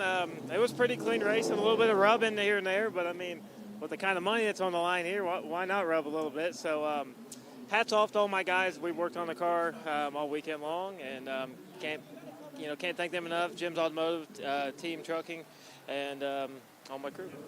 How's your excitement for this IHRA series? We've had a lot of people talk about just the revival it's bringing to the sport and being out here on the track with this being back in action now after 2 years of being somewhat idle. Well, it's kind of sad, and I'm going to talk to all you guys that have a Pro Late model at home. You guys should have been here and supporting this. The kind of money that they're doing, and it's all low-budget stuff. You don't got to spend $3,000, $4,000 on shocks or transmission. That's $7,000. You guys sitting at home, we're out here having fun and making money, a lot more than what you guys are making. So you better get back out here at Cordell, which I won't be able to be there. I'm getting married that day. Congratulations! Thank you. I won't be there, but I'll be at everyone after that. So. All right, well, we hope to see you in your future bride suit. Congratulations on that. Congratulations on the top 3, and we'll see you shortly. Thank you. Guys? Be careful what you wish for, JP, because I got a funny feeling there's a lot of boys who just jumped up off the couch and ran into the shop. That's exactly right. Again, competition was great. These racers, they chase purses, and I think as this series goes on throughout the year, I can't wait to see how many show up. Oh, and you think racing for 18 grand is good? We're going to bump that up a little bit and race for 25 grand over 125 laps when we come back here to Pulaski, because the late models are coming up next. This was an action-packed one, and we expect even more great racing action with the late models, an even bigger field of cars, an even tighter field of cars, and we think we're going to have a real barn burner here for 125 laps at the all-new Pulaski County Motorsports Park and the brand-new International Hot Rod Association late models getting ready to go here live on Speed Sport 1. What a great way to spend a Saturday night racing here in Virginia. Stay with us, folks. We're coming right back for more racing.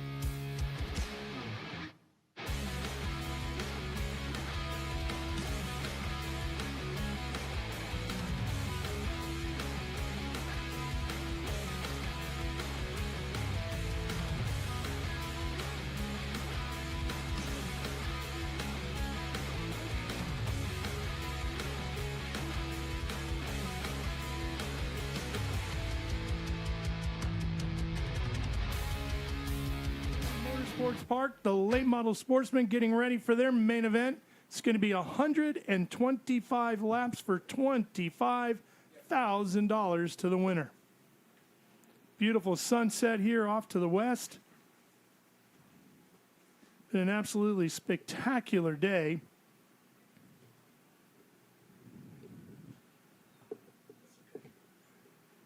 Temperatures in the upper 60s right now. It's supposed to only get down to about the mid 60s here in the middle of the night, so we should be perfect for the race fans out there all night long.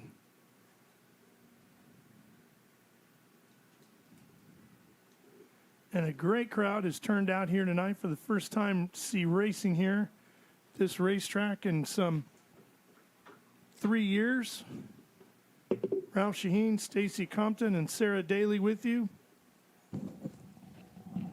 See all that Durana green. You're going to see a lot of that coming soon, aren't you? A lot of green, a lot of different places. And we were noticing that your crew has been painting all day long. We were in the middle of that Pro Late Model Series race, and we could see the guys painting on the drag strip over there. They have been absolutely amazing. I mean, I could tell you this 100 times, but we have literally, it snowed 4 inches here on Monday. There was snow level with the backstretch wall where it was drifted when we started, and they were up here, I think Monday, pressure washing, and it was freezing coming out the pressure washers, and they're still working. I mean, it's amazing. And they're part of Daryl's crew, and they have been absolutely amazing. I know they're leaving here, going to Rockingham. I don't know when they ever rest. Well, the way things have been going with the International Hot Rod Association, nobody's rested. No rest for the weary. None of us have seen a break in the action, if you will. Everybody has been flat out in every series. I mean, next week, as we were talking about earlier, we kick open for the first time ever the International Hot Rod Association Offshore Powerboat Championship. And a few weeks back, we did the first ever IHRA snowmobile races up in Wisconsin, including the World Finals, with our partners at the Snow Outlaws. And then right after that, we did the first ever IHRA F1 Powerboat Championship race down in Bradenton, Florida, as that series got underway. And they're doing the drag races this weekend over in Benson, North Carolina at Galat. Durana Raceway at Galat. There's a lot of people been putting in a lot of hours. Oh, yeah. Oh, yeah. And the stock cars kicking off here tonight was one of the most highly anticipated parts of the season. Oh, and we kick off the IHRA Pro Watercraft Racing Series next week. Can't forget them. I told you. Because I'm going to be calling that. I told you I was a little jealous of your schedule. Yeah. Well, let me tell you something. That Offshore Powerboat Championship and the Pro Watercraft, they race together. We're going to some wonderful beach locations, kicking things off next weekend in St. Petersburg, Florida. We encourage everybody to come out to the beach, watch the races there. Then we go to New Orleans, Lake Pontchartrain. Then it's Desert Storm out of Lake Havasu in Arizona. Go say hi to our buddy Tony. Yeah, that's right. And then over to Cocoa Beach, Florida. Wow. We go up to St. Clair, Michigan, just outside of Detroit, Sheboygan, Wisconsin. We're going down to Orange Beach in Alabama. And then the World Finals, haven't been told where yet. Can't tell you. That's right. Not sure. That's I right. could guess, but I don't know. Well, that's So we'll see. Daryl likes he likes keeping people on edge. Oh, yeah. And when it's announced, it's usually big. Yeah, oh, yeah. It ain't going to be a small event, I promise That's right. you that. It's going to be a big to-do. So, yeah, I got to bring the sunscreen with me, Stacy, everywhere we go with that tour. Well, I mean, I can be your sunscreen carrier. Buddy, we'd love to have you. I'm just saying. You are welcome anytime. You know that. You are welcome anytime. And we'll be back here to see you in July, right? July we'll be back here. Be a little bit warmer. Hopefully we will have as good a night as we have so far tonight. Weather has just been unbelievable. I mean, we talked about it early, and we said, look, in March you could have 20 degrees or 80 degrees. Yeah. Well, we got 70. We're pretty lucky and pretty happy. Very happy. The IHRA's late model Sportsman getting ready to go. Drivers are in their cars. We'll be firing them up when we return here to Pulaski County Motorsports Park.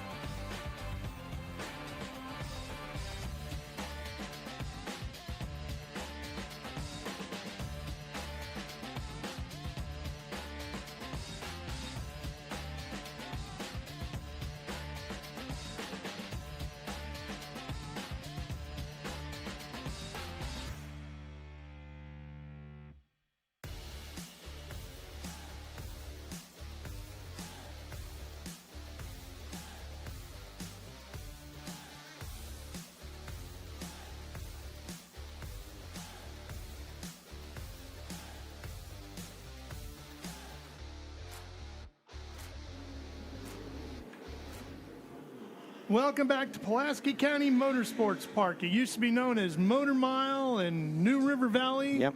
And a handful of other things, and we're back to Pulaski Motorsports Park. That's right. Good old times. Back to a lot of memories. The IHRA 225. We knocked off the first 100, ready to go for the second 1 1/4.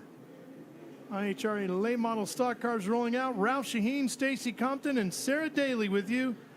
We are looking forward to this. What do we have, about 36 of these 36. late model stock cars ready to go? This right here is going to be a barn burner. Yeah. Here's a look at the grid for this one. Nick Loden, we saw him finish second in the last race of the Pro Late model. He's ready to go. J.P. Crabtree, Jeremy Williams. That's not right. That's actually a lot of our Pro Late model guys sitting there. So we'll see if we can get you a lineup there. We're having some issues with our timing and scoring, but that's all right. It's first time out of the box for the series, so some of those things are to be expected, and we're working our way through all that. Drivers adjust their cars, and we adjust the technology, right? That's right. We're making it happen. Yeah. Let's try this group here. How about this? Kyle Dudley, he was #1 qualifier. He was quick. Very quick. And Nick Loden, as we said, is going to be back in this one. This is the right lineup here. But the guy you've been keeping an eye on is down there in 8th place on the start in that 87, Mike Looney. He knows his way around here. He's won a lot of races up here. Won Martinsville. I mean, he's a competitor. I predict you give him 30 laps, he's going to be close to the front. Well, he's got 100 1/4, so he can get it done, no doubt about it. Are you surprised with an 8th place qualifying run for him, or not even concerned about it? No. If you watch Mike, he really works hard on long runs, and don't need to worry about one lap. No, I mean, obviously he'd love to sit on a pole, and it's always good, but like I said, he's always been known to be there at the end, and that's what wins races. Here's a look at some of the other names. Zeke Shell, here with his dad working on that car. Trenton Kilgore, Trey Cruz, Jeff Sparks. Some pretty good names in this one. Rounding out the field back here, Lance Gatlin, Brian Reedy, Jason Myers.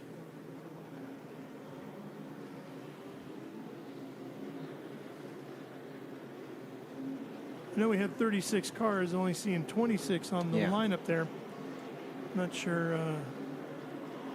They're all out there. Yeah, everybody's here is out there. There's definitely more than 26 cars out there right now. They're wrapped all the way around the racetrack. What a great sound here in Thunder Mountain, right? Oh my gosh! First time we talked about it, I got chills. I mean, it's fun to see them back out here, and I had some neighbors that come over here during practice and testing. They're like, "Man, I'm so glad to hear that noise back again." Well, and Stacy, we haven't had a chance to do this. I don't know if anybody else has told you this yet today, but congratulations as the new general manager here at Pulaski County Motorsports Park. You have done a great job bringing this place back to life, and we look forward to all the great things you've got in store for us, the race fans here. Well, I appreciate it, and like I said, got a really good staff. I got you and your a team lot should of be very people proud of the effort. that have put in a lot of hours here, so we really appreciate the opportunity. We appreciate everybody coming out tonight. We've had a heck of a crowd. Of course, car count is just phenomenal. Yeah, it has been great. Cordell, Georgia, get ready. We're going to be bringing a bunch of cars your way here in April. I got a feeling we're going to have an even bigger field of cars when we get down to Georgia. And I can't wait to July to come back here in July. I think it's going to be, I think you're going to have a full field on both sides. Should be an awesome summer night here.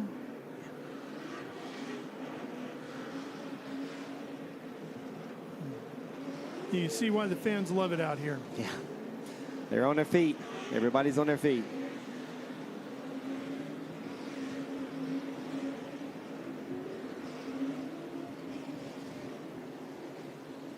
Field under the control of our flagman, Kevin Moss.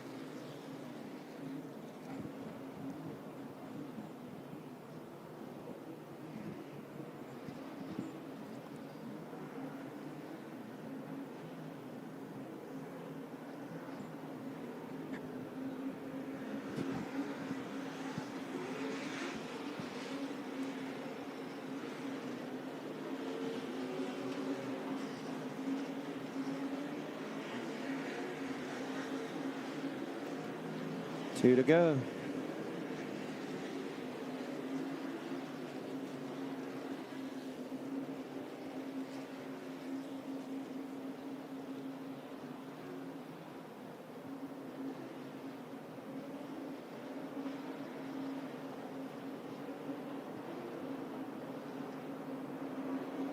Ready, green next time by. Well, what do you expect? Anything different? I think this is going to be some tough racing. I think we may see a few more cautions, unfortunately. Hope I'm wrong, but a lot of these guys are hungry. It's a big payday. It should be $25,000 to win. Some good points. Chasing that first ever IHRA Late Model Sportsman Championship.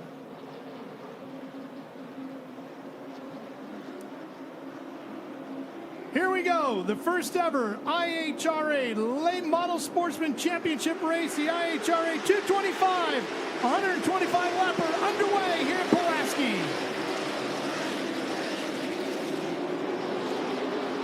Down the back straightaway and jumping right into the lead, Kyle Dudley right from the pole. Loden going to slip back into third place here in the 43 as the 75 inches his way past and takes over the second spot. That 75 car is Coy Beard out of Lexington, North Carolina.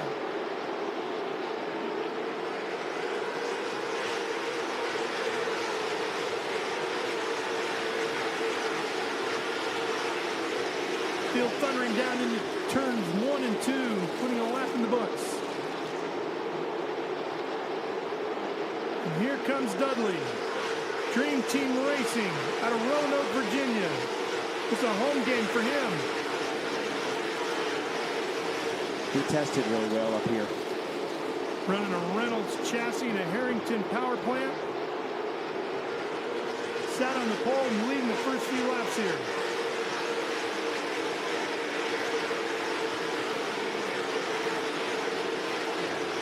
Battles all the way through the field, deep in the pack here as this one gets going. These drivers start to find their rhythm.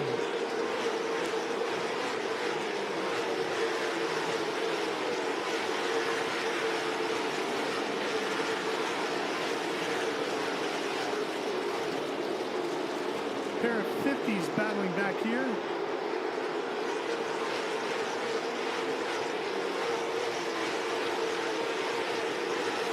And Trey Burt in one of the 50s.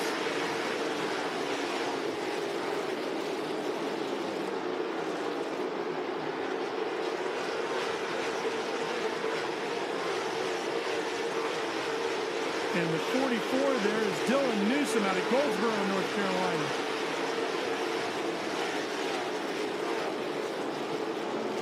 There is literally battles all over the racetrack. Oh, yeah. Absolutely love it. No fight up front right now for the lead. Dudley's got this one all handled. In the early stages, at least.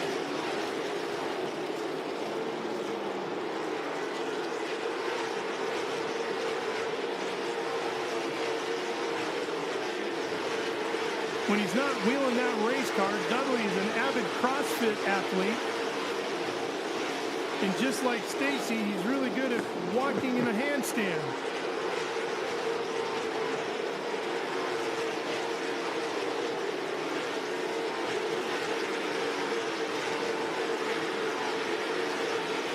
We'll just let everybody believe that, right? Yeah. Yeah, okay. Yeah, just go with it. I appreciate that. Look at that sunset. What a beautiful shot as we go racing into turn 1. 17 belongs to Kate Brown out of Fulshear, Texas.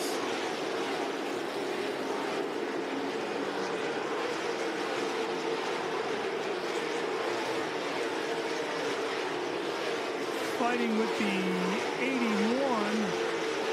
Well, that's the other 17. And multiple 17s here tonight. It makes it hard. That's Jason Myers. Myers from Virginia. I think I told you my first official Sportsman car was his dad's. That's incredible. He wouldn't let you crawl in this one, huh? Not yet. battles throughout. And as we told you earlier, the only timing and scoring we have is what you're seeing scrolling across the top of the screen.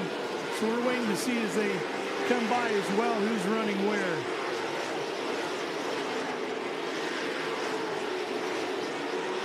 Problems for the 97 slowing on the racetrack. Looks like he's going to make it to pit road. No, missed pit road. That's Michael Bumgarner out of Taylorsville, North Carolina. Seeing that he keeps going, so he's down to the bottom of the racetrack. Hopefully stays out of the way and we can keep that yellow flag tucked away. Yeah. Race leader now into some traffic.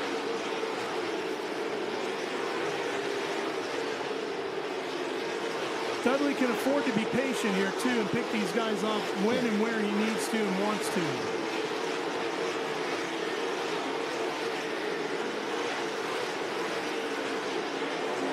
Been a clean race so far.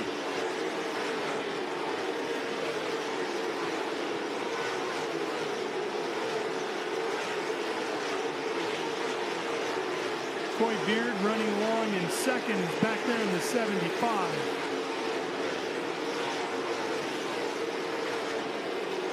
That 7 belongs to Jeff Sparks out of Georgia, the Wendy's back machine.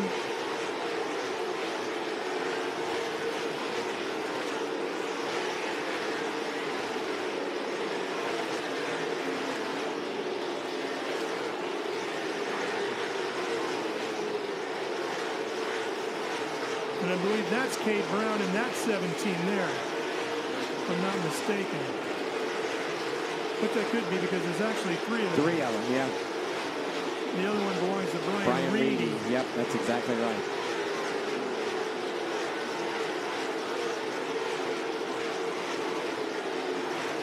Heavy traffic for the leader.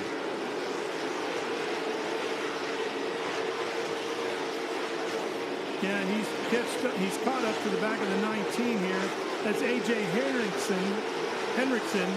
That's the car that former NASCAR star Jeremy Mayfield is crew chiefing on.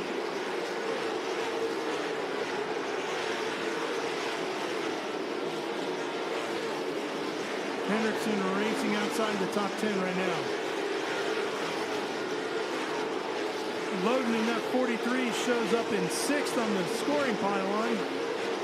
The 87 right behind him. Mike Looney. Yeah, Mike Looney, Stewart, Virginia driver. 2023 Pulaski Motorsports Park late model champion. The 2016 winner over the VSCU over at Martinsville.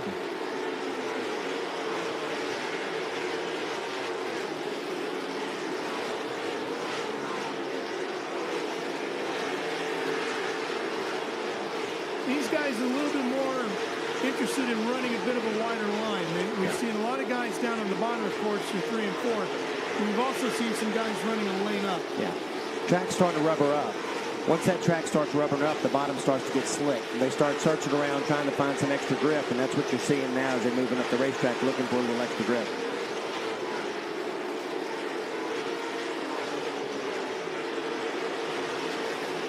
Sloan has his hands full. Pretty loose on the bottom there is Looney.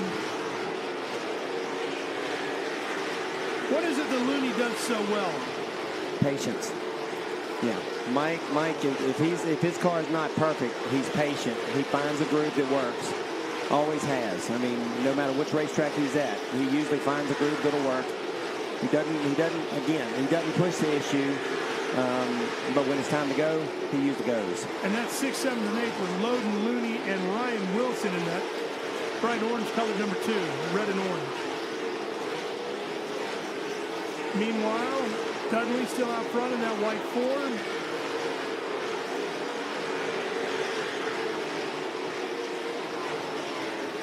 Good look at the 00 here. Kyle Barnes out of Draper, Virginia. Well, he's won a bunch of championships. King Sports Sportsman champion, South Boston champion, Lonesome Pines champion, and Sportsman champion right here at Pulaski as well back in 2023. That's that black 00.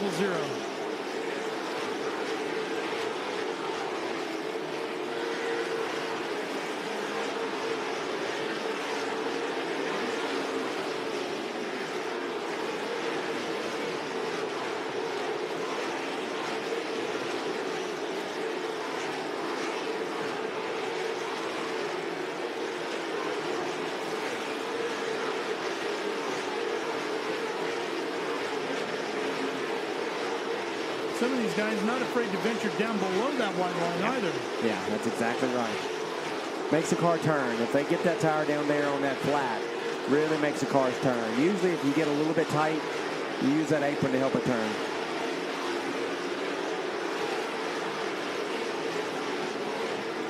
Some glowing red brakes on the rear of the white car right there. The 52 on the right side, driver's right, you can see it. That's Lance Gatlin out of Morristown, Tennessee. It's unusual to see the right rear glowing. Most of the time you see your front's glowing. Well, he's not afraid to deal with it. He's got 5 championships and over 60 wins in his 30-plus years of racing. Maybe he's figured something out. He's got his hands full to the outside. And Dudley just picking him up and putting him down here. Putting in some good laps. Loden trying to hang on. At 43, still running in 6th.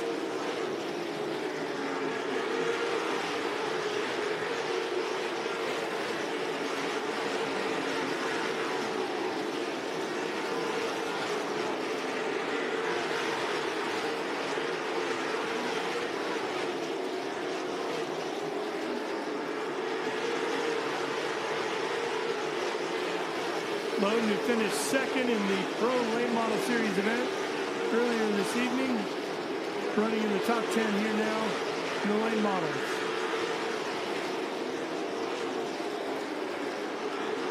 Green Team Racing's Kyle Dudley. Scotty Williamson's the crew chief on that car. Tyler Hass is Farm Bureau Insurance helping him out.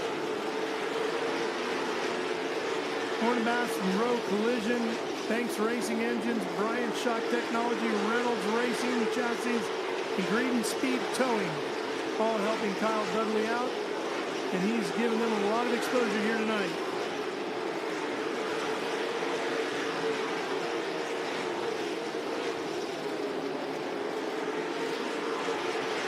Got some rotors rolling on that 36 car. Yeah, I see that in the left front coming alive.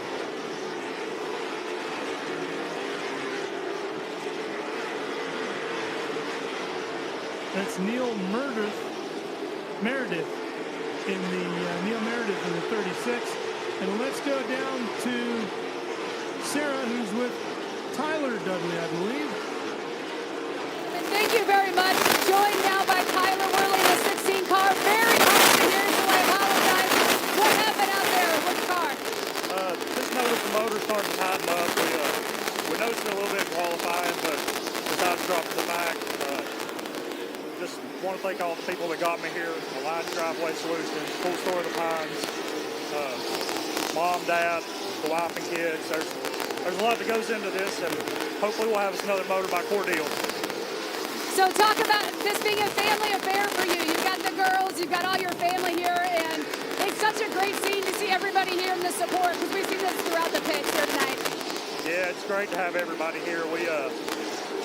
We always do this as a family, and that's the only way to do it. IHRA's invited us in. They really feel like family here, so we're going to try to stick with them as long as we can. Okay, well, thanks. I appreciate your time. Thank you. Guys, back to you. All right, Sarah, already approaching the first 50 laps being completed here in this one. This is going fast. It's going fast. A lot cleaner than I thought it was going to be. What do you think about the pace? Pace is fast. You know, when sun has gone down, track's gained a lot of grip. These guys are running some speeds like they were running in qualifying. And there again, you can see as they're working through traffic, that second group really starting to come in. Same thing here as Dudley works around. And Dudley, boy, he's won his fair share of championships.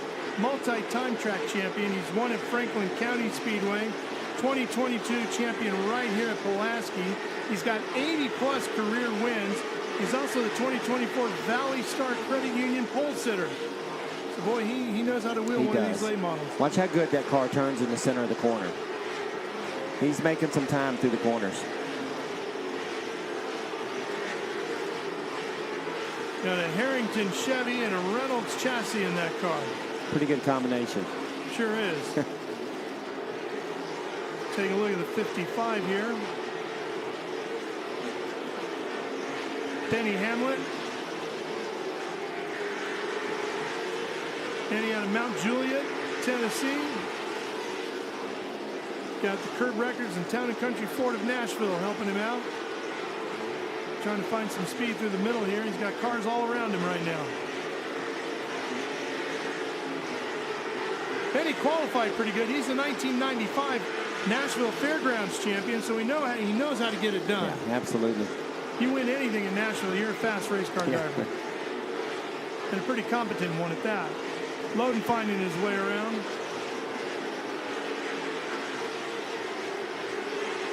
Had the Corvette body on his Pro lay model. Got the Camaro body here.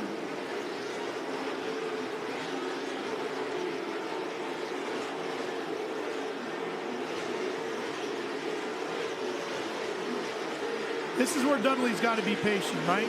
It is. He's got cars all around him. He's fast. He's got a pretty healthy lead. He can't get too aggressive, although he wants to get through these guys as fast as he can. Yeah, absolutely. But I got news for him. There's a lot of guys in front of him. It's going to be heavy traffic from here on out. Look at the rotors glowing on a lot of these cars. A lot of these cars are starting to get tight. As they get tight, they start using more brakes. You need to keep your eyes open. Yeah, and I'm guessing a lot of guys figured they would have had at least 1 or 2 cautions by now, and they haven't seen a break at all. That's right. As we see Larry Eisenhower in the 33 out of Greensboro, North Carolina. That Black Acid Racing Apparel machine, number 33. Right in the thick of that pack. Catching a glimpse of the 84 in here as well. That's Brandon Hanks. That's our sprint car racer making his very first ever race on asphalt. Start here tonight. Brandon has spent a lot of time racing in the ASCS. In fact, he's the 2016 ASCS regional champion. He's won on the national tour for ASCS as well. He's a MOA 410 race winner and a 2-time open wheel showdown champion. And he won the flip-flop 50. Pretty good combination. A lot of wins. Yeah, man, out of Burleson, Tennessee. Glad to have him with us here in his Hedgecock Chevy Camaro.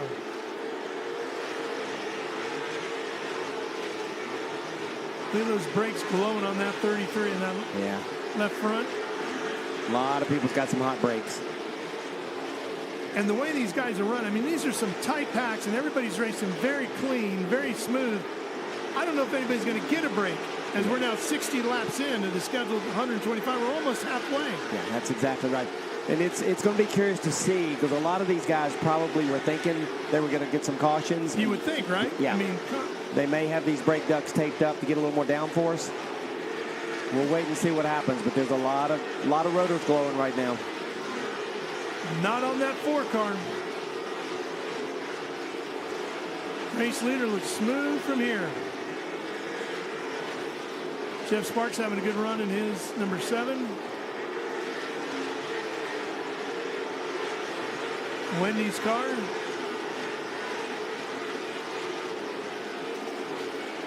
Let's hear from Michael Bumgarner, who's now with Sarah.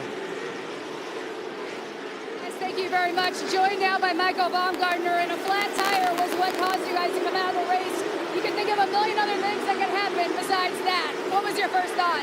Yeah, we fired off. We didn't qualify as good as we wanted to, but I knew we had a really good race car from all the practices we did, but it just really sucks. You know, I don't want to say anything bad about the tires. It's our first time on them, but we couldn't find a hole in it, and it just went flat. So it just sucks to have a really good race car and not qualify where we need to.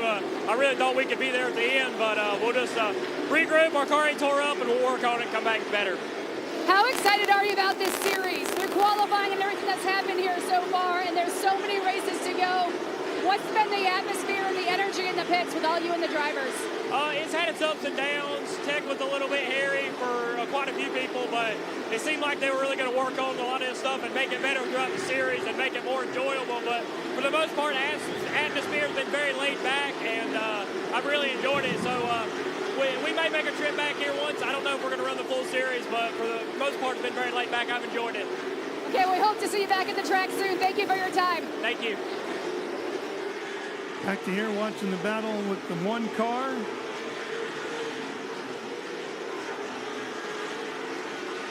That's Zeke Shell in that one.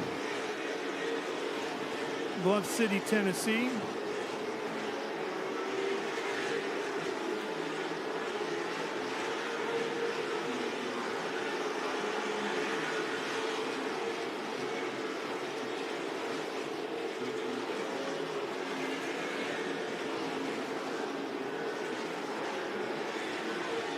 Here's Zeke down on the bottom of the racetrack.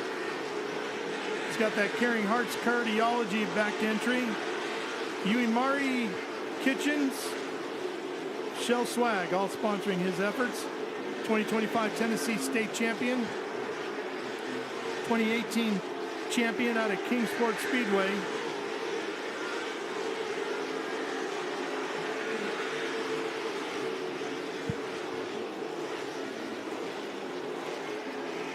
And the 00 Barnes still right in the thick of things. Multi-time track champion. Kyle Dudley's car just isn't falling off at all. That car is working so good. I mean, look at it. No rotors glowing, nothing. That's a good thing. And Looney is running in 6th right now. Well, if he just get one caution, close right up in there, that's what they're going to need to catch Dudley here. It is, absolutely. Dudley's car is just, like I said, everybody out there, their rotors are glowing. His car is just rolling through the center of the corner. Not putting the wheel wrong, has he? No. One car diving down pit lane. That's the 99, so something not right there.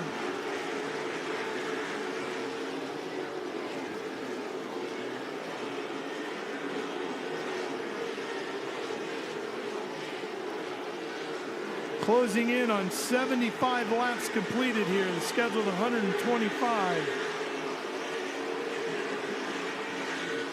And this one is going by quick.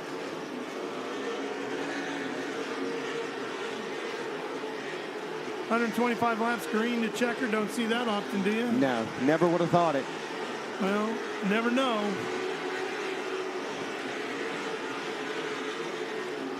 Got my sheet here where I marked down the cautions. It's pretty blank right now. Yeah. See if we can keep it that way. Make all kinds of history tonight here. We go 125 laps without a caution. Well, we know cautions breed cautions. So. Yes, they do.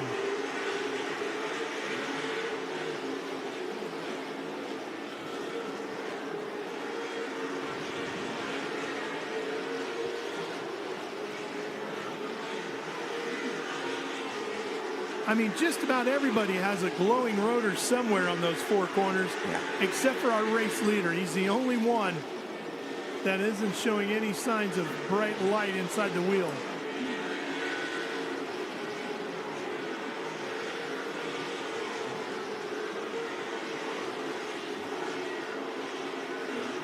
I think there's some chassis builders going to get some phone calls come Monday, huh? I'll guarantee you they will. He's putting a whooping on him right now. There he is.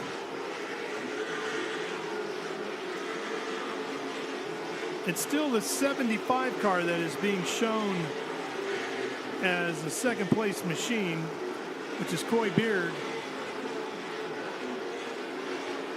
out of Lexington, North Carolina, the two-time Caraway Speedway track champion. And Dean out of the race, Brandon Dunn.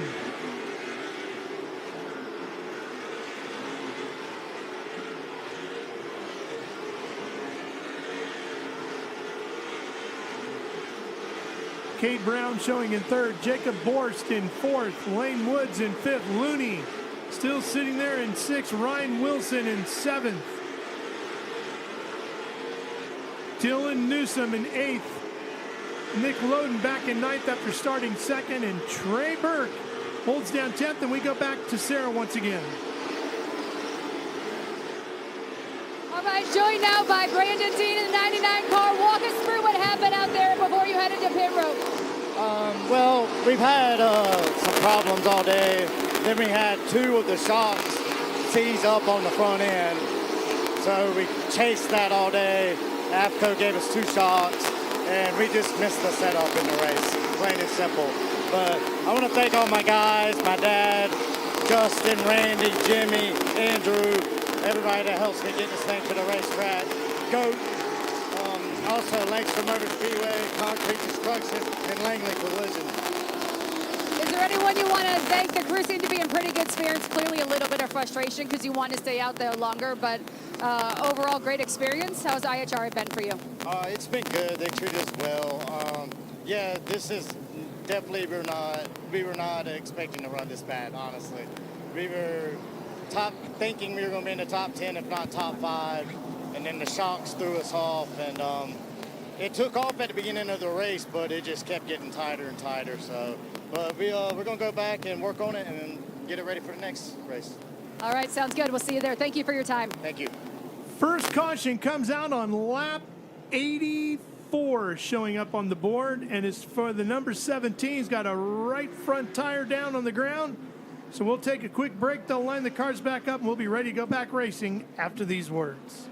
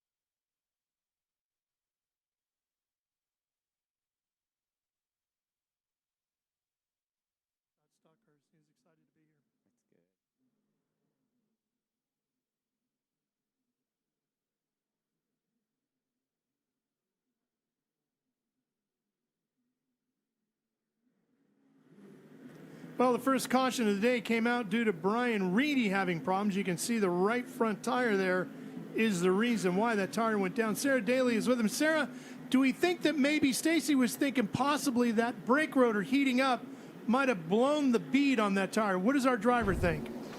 You're exactly right, Ralph. I did just mention that to Brian. He said it definitely could have been the case. So, Brian, as I mentioned to you earlier, the guys up in the booth talking about the brake rotor possibly being what impeded this tire. What are your thoughts on that, and what do you feel out there? It was all at once. The tire went down, pretty much ended our night. The brake rotor could have been hot enough. I'm not sure. We'll have to get it back to the shop and look at it and see if that was the cause of it.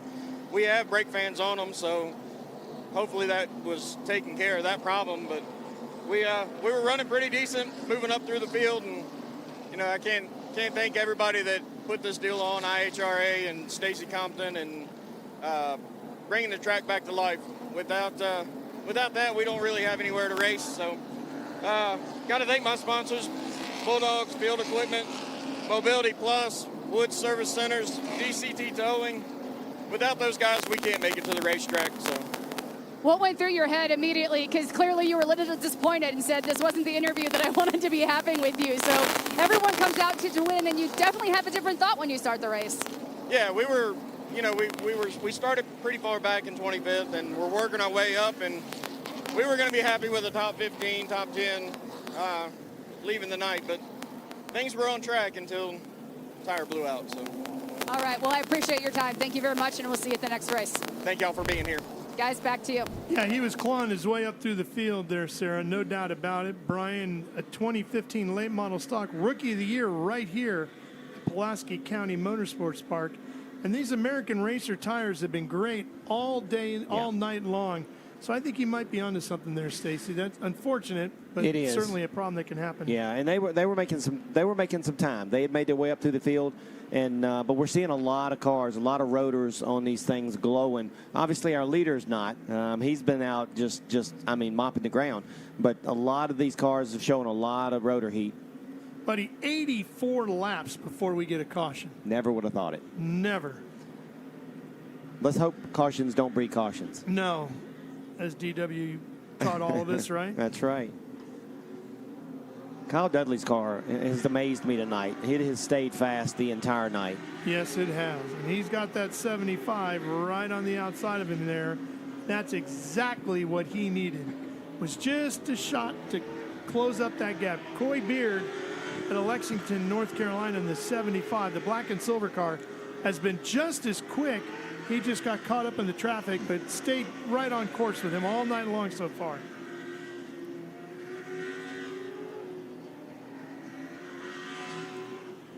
And look, if this thing goes green to checker like the first 84 laps did, you better make your move on the start of this one. Yeah, absolutely. Well, you remember the start of the last race. It got exciting. Every restart we had. There's Loden who finished second in the first race in that 43 in the Pro late model stock car event.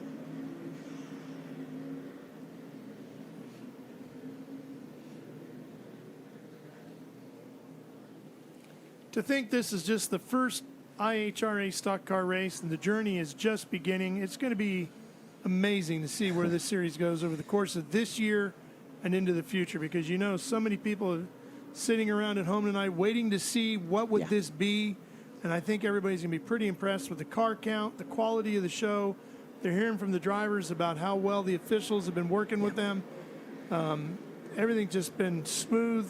There's a lot of uncertainty coming into it, and I think understand that, right? I mean, brand new, absolutely. And but I think all the same way. Yeah, I think all the drivers have stated exactly what we were hoping, and really haven't heard a lot of bad. So that's a good thing for first race. About to see a little bit more good here, because if truck lights are off on the pace truck, Kevin Moss says 1 to go as we came by the flag stand. So here we go, getting ready to go back to green.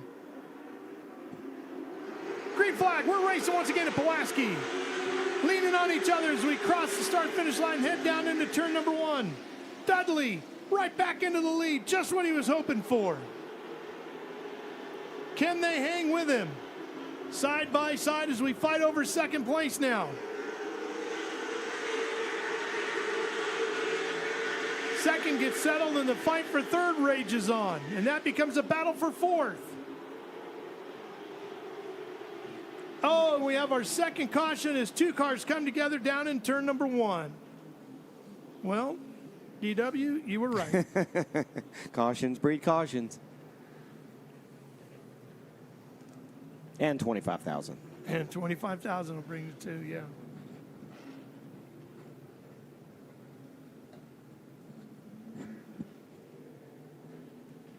Bodywork needed to be repaired on the 33.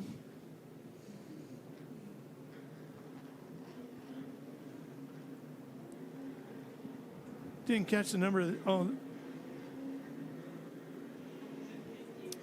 the 19, the other car.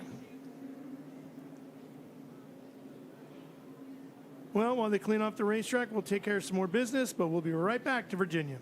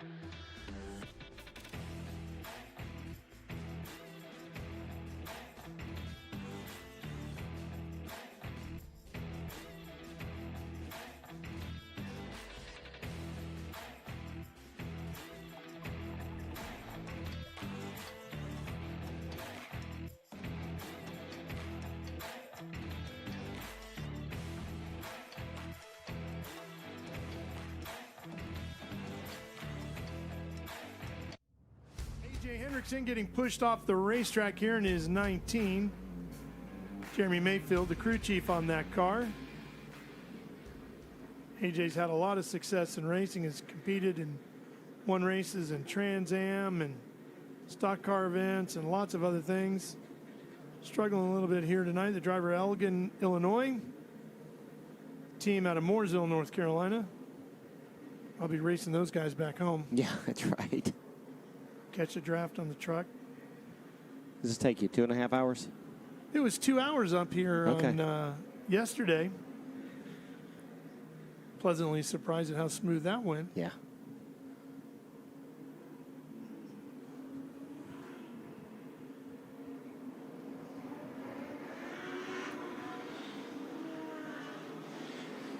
AJ was all fired up and ready to go, get behind the wheel of this thing. Jeremy wasn't so sure about being a crew chief. He was telling me he was a little unsure. It looked like Jeremy leaning into the driver's side of the race car there moments ago in that black hoodie. Nice to see Jeremy back at the racetrack. Yeah. He came up and tested last week, and he was behind the wheel. He can still get it done. Yeah.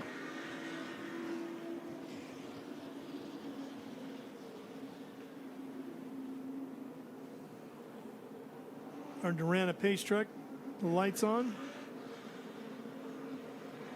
Kevin Moss going to give another lap or two. Is that one to go? Looks like maybe or two. Yeah, I think he's giving the 2 to go.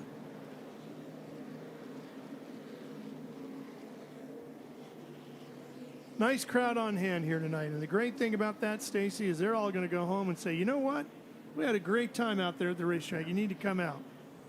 This is what we want. We want to get people out here and let them see the facility again. Hopefully they'll come back a lot. Spotter's got a great view on top of the grandstands here. There's the one to go. Fans getting up on their feet.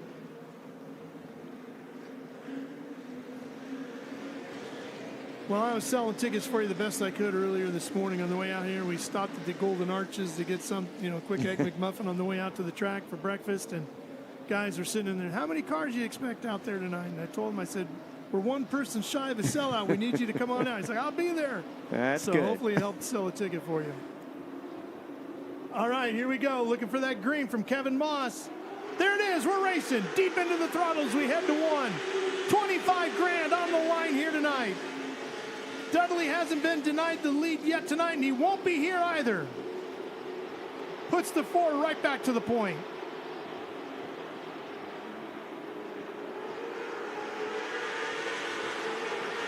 Man, everything they've thrown at him, Stacy, he has weathered everything. That car is turning so good and such good forward drive.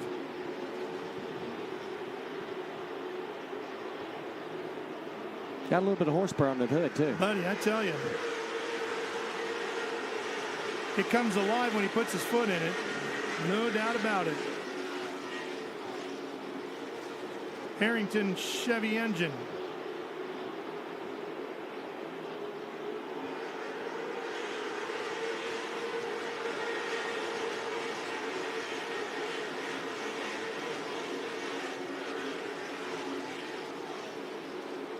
Sarah has caught up with A.J. Hendrickson. Let's talk with him. Here's Sarah.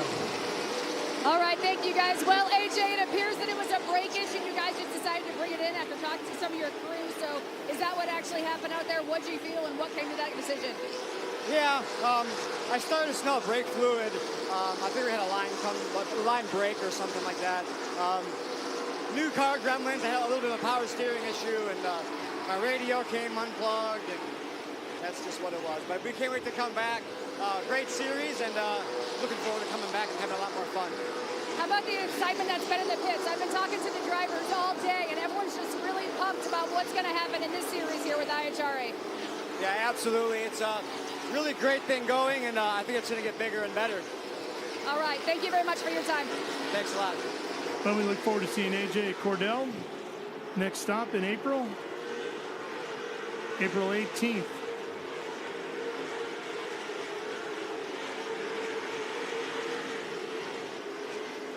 That 00 of Kyle Barnes has been a good car to watch here tonight. He's still running strong in that black 00. Hood moving around on it, though. Yeah, it's been battles all the way around the field. I mean, really, all the way around the racetrack, they've been battling hard all night.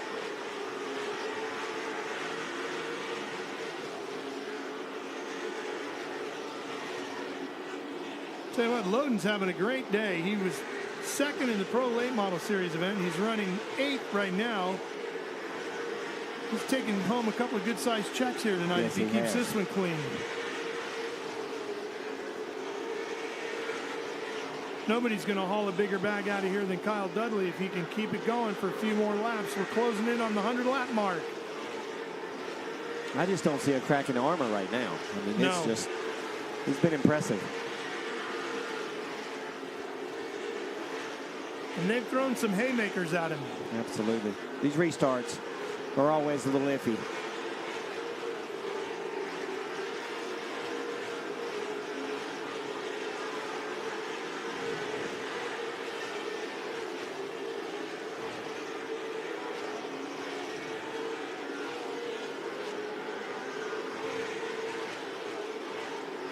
And the pace just does not look like it's slowed up at all. None. I'm really surprised. I mean, I know the guys talked about how good the tires were, but the times they're running, I mean, they literally have fallen off 0.2. I mean, that's just amazing.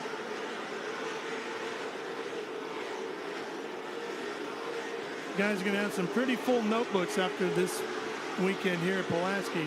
No doubt. Lots to think about as they go back, get ready for Cordell, Georgia on April 18th. Tickets still available for that one. Go visit IHRA.com. If you can't be there with us, you can watch it live and for free on Speed Sport 1.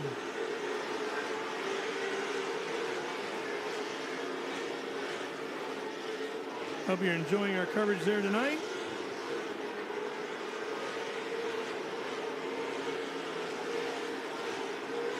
More great drag racing action for you coming up later tonight from Benson, North Carolina. The IHRA Outlaw Nitro Series over there. So when this one is over, don't go away. More great IHRA action coming your way on Speed Sport 1 tonight.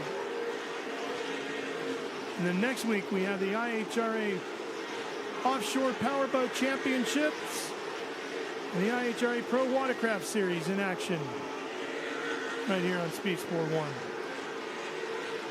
Incredible season of racing with the IHRA and Speed Sport 1, and we're looking forward to it.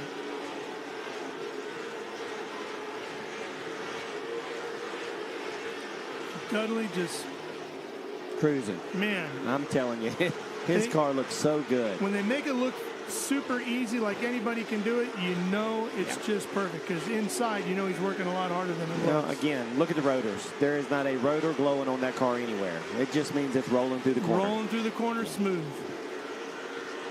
It also means that driver's got a lot of confidence in his race car right now. Absolutely.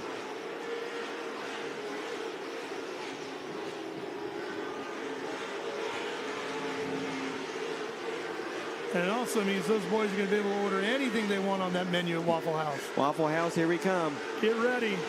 Another belt headed your way. We have reached the 100-lap mark. In fact, 104 laps in the books. Almost down to the final 20. I just keep saying it, but I love that shot right there. Make you want to get back in the car, huh? It does, absolutely. All right, so be honest. How many laps have you snuck in, Mr. General Manager? A few. I'll have to, after the race, I'll have to show you a video of taking my wife out there. Oh, okay. And she's still talking to you, huh? Sometimes. Sometimes. And again, this is where Dudley's got to be cautious because these other guys are all racing hard for good money, too. And as we get down to the final stages of this one, they're going to be racing real hard for a big check. And he doesn't want to get caught up and ruin it in something like that, like Zeke Shell is doing right here. Now, white, red, and black, number 1. Sponsored by the folks at Caring Hearts Cardiology in Umari. Nick Williams is with Sarah. Right, Nick Williams, the driver of the 99 car, or correction, 32, overheated, had some issues, and Curly decided just to bring it in. So what were your thoughts out there during the majority of this race?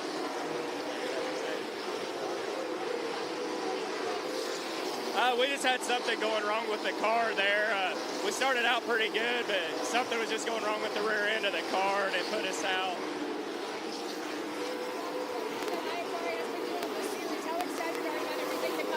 Oh, I was excited about this series. It's a good deal, and we hope to keep running them with y'all.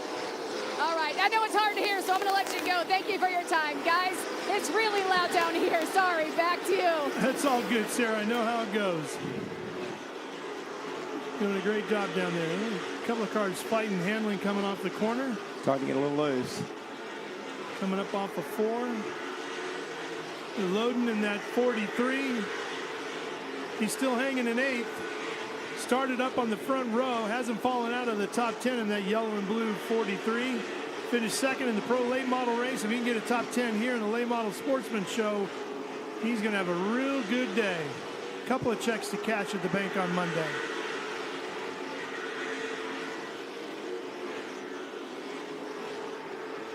Baker's going to be looking at him flagging those checks going, I don't know what this boy did over the weekend, but we might need to look into that. We might need to hold that check for a few days.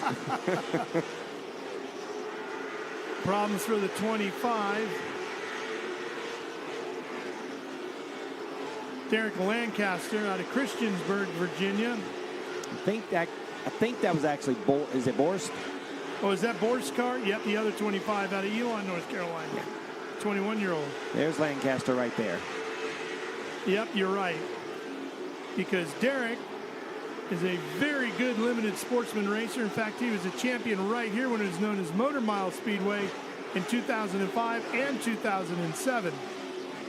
Oh, we got another caution. How about that as we're at 116 laps of 125 scheduled for the race.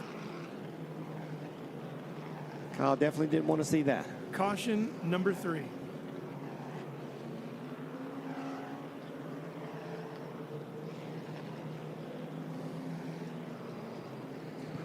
Tires all up on that one, right? So we can figure out what happened. Wonder if he got a little help. Could be. Getting late in the race. Guy's getting a little hungry. Oh, yeah. Guess who from, too? Boy, that's dangerous for the leader. Yes, it is. That was Brandon Hanks, our sprint car racer. First ever asphalt race. He got going again. Well, they got to line the cars up, so we'll take a quick break. Come back for the finish of this one. Don't miss it, live here on Speed Sport 1. That's exactly what we were saying Dudley's got to be careful of, right? Do not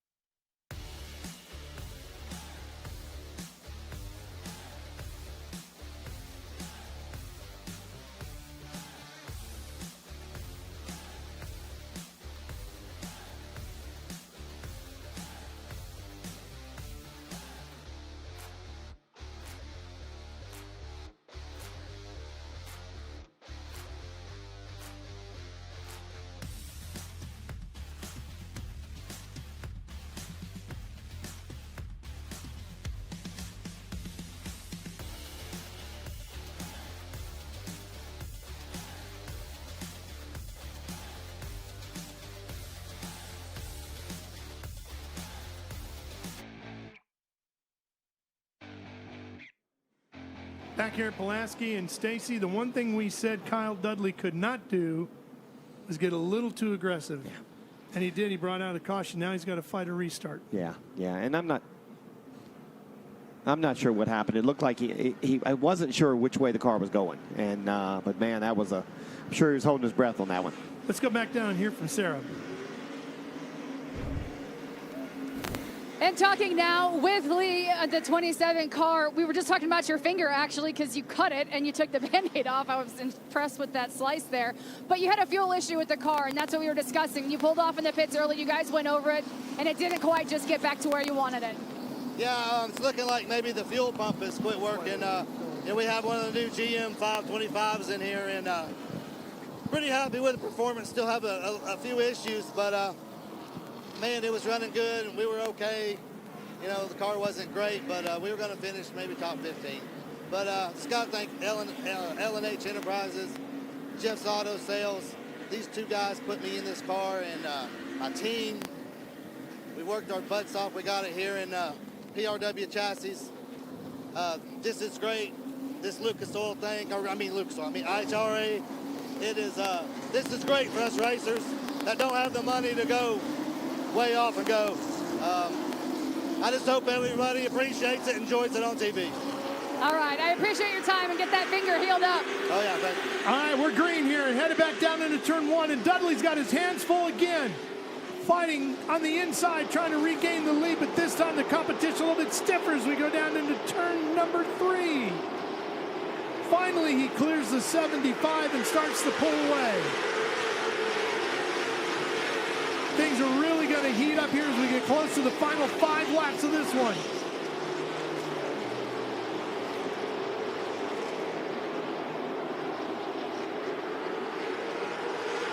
Coy Beard in that 75 is not done yet. Here comes the 2. That 2 has been strong all night. Finally, Ryan Wilson finds himself up into 3rd, looking for a spot on the podium here tonight. Wilson out of Randleman, North Carolina.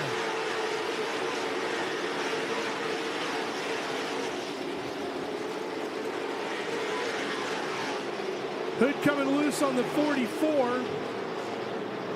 Dylan Newsom out of Goldsboro, North Carolina. He sits in 7th, fighting with Lane Woods and Lancaster. That's a battle for 5th.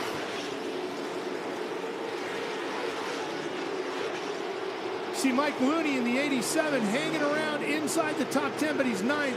And Loden just hanging on to the top 10 in 10th after starting 2nd.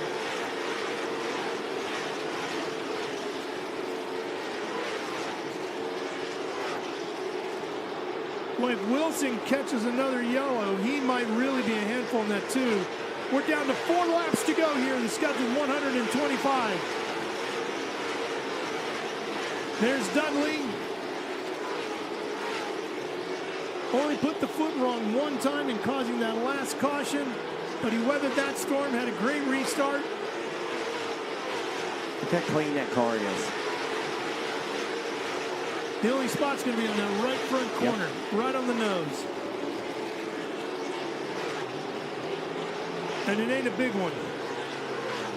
There's Wilson in that 2. White flag. White flag is out. 1 to go here at Pulaski County Motorsports Park. What a night it has been for this man. Kyle Dudley wins the first ever IHRA Limited Sportsman, late model Sportsman stock car race. And he does it right here at Pulaski County Motorsports Park. Takes home the big check for $25,000 as he led literally every lap of the late model Sportsman category. All 125. That was impressive. That car was unbelievable the entire night. I don't know which car I was more impressed with, Carr in the Pro Late Models or Dudley here in this one. I mean, Dudley's car was just rock solid all night. I mean, both drivers did an outstanding they job, did. didn't they? Absolutely. Both cars were really good on long runs. You know, this car was turning so good. Like I said, no brake temperature whatsoever. I mean, it was impressive. Second place will go to Coy Beard in the 75. Third is going to go to Wilson in the number 2. And fourth will go to the 17. You want to take a guess as to which 17? Is it Cade Brown? I think it's Cade Brown. It is, yep. Great run for Derek Lancaster, coming all the way back to 5th. He started way back in the field. Yeah, Lancaster in the 25. Driver out of Virginia.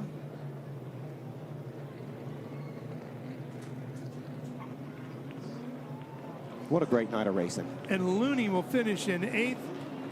And Loden just missed a top 10 here.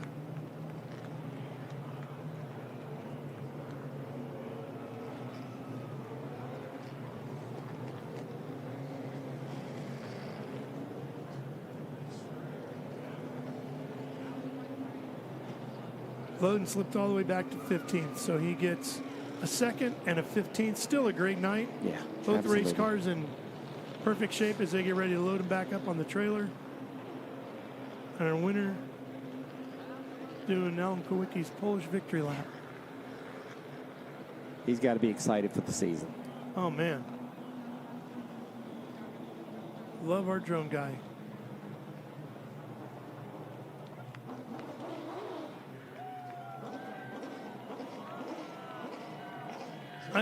What I want to see is Kyle get out of that thing and walk on his hands in victory lane. That's right. That's what I want to see. Just like you. You're just like me. Sarah, if you can hear me, you need to get that boy to do some walking handstand for victory here, victory lane. And that's got to be his thing, right? I mean, we've had backflips. Carl made that famous. Yeah. Kyle needs to do the handstand walk.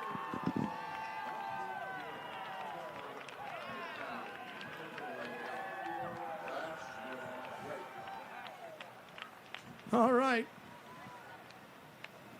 Joined now by Kyle Dudley. Congratulations. Very excited, clearly, with your first win here at the IHRA Series in the inaugural race here. What are you feeling right now? Your crew's very excited. So much they brought their own confetti. Yeah, we've been playing this a while. Hasn't really set in yet. Unbelievable. You know, races don't usually go that smooth and clean for you. Just had a really good car, particularly we could take off good on restarts. And a lot of times these things kind of turn into knockdown dragouts with this many cars, so I knew we needed to take off good, and we did. And just had everything we needed. Got a little tight at the end, but looked a lot better than a lot of these cars out here, so can't complain too much. Man, I can't thank these guys enough. You know, I had to call an ace this weekend for us to help me out. We just put a clip on this thing. Got Scotty, Taylor, Matt, Jeff, Dad, Mom, my wife, my daughter, my mom. I mean, everybody, man. This is so cool. Such a cool series here, and cannot cannot thank y'all enough for this IHRA deal. I'm super excited about it. I think they're gonna do good things for short track racing, and you know, we're gonna party this one up tonight. All right. Well, congratulations once again on this title here this evening. Go enjoy it with your friends, your family, and your crew. We appreciate you. Thank you. Thank you.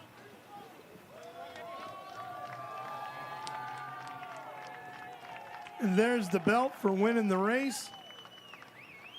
The late model Sportsman driver gets a gold belt. Oh, boy. A little bit of a beer bong here, right?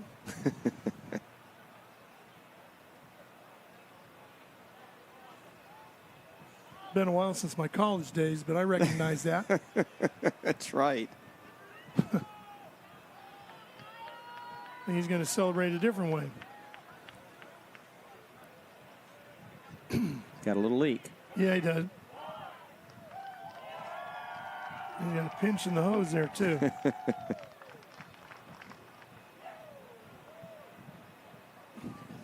There you go. Now walk on your hands.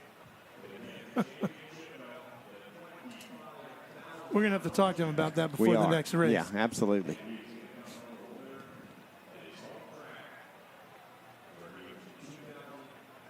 And this be his daughter and his wife. Congratulations to the whole family. That's so cool. That is great.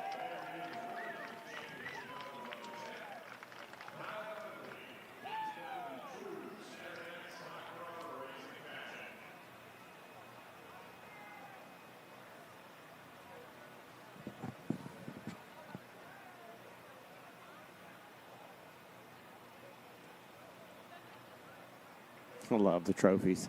Yeah, it's great. It's nice to see something different, right? Yeah, absolutely.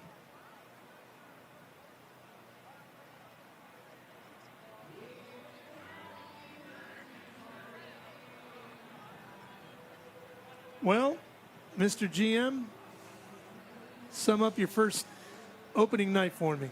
Thankful. That's a good word. It's a good word for it. Absolutely. Thankful for the fans. Thankful for IHRA. I mean, couldn't ask for a better night. Weather's great. Fans came out. Again, just thankful. That's the best way to put it. Another person who's thankful is our second place finisher, who's with Sarah.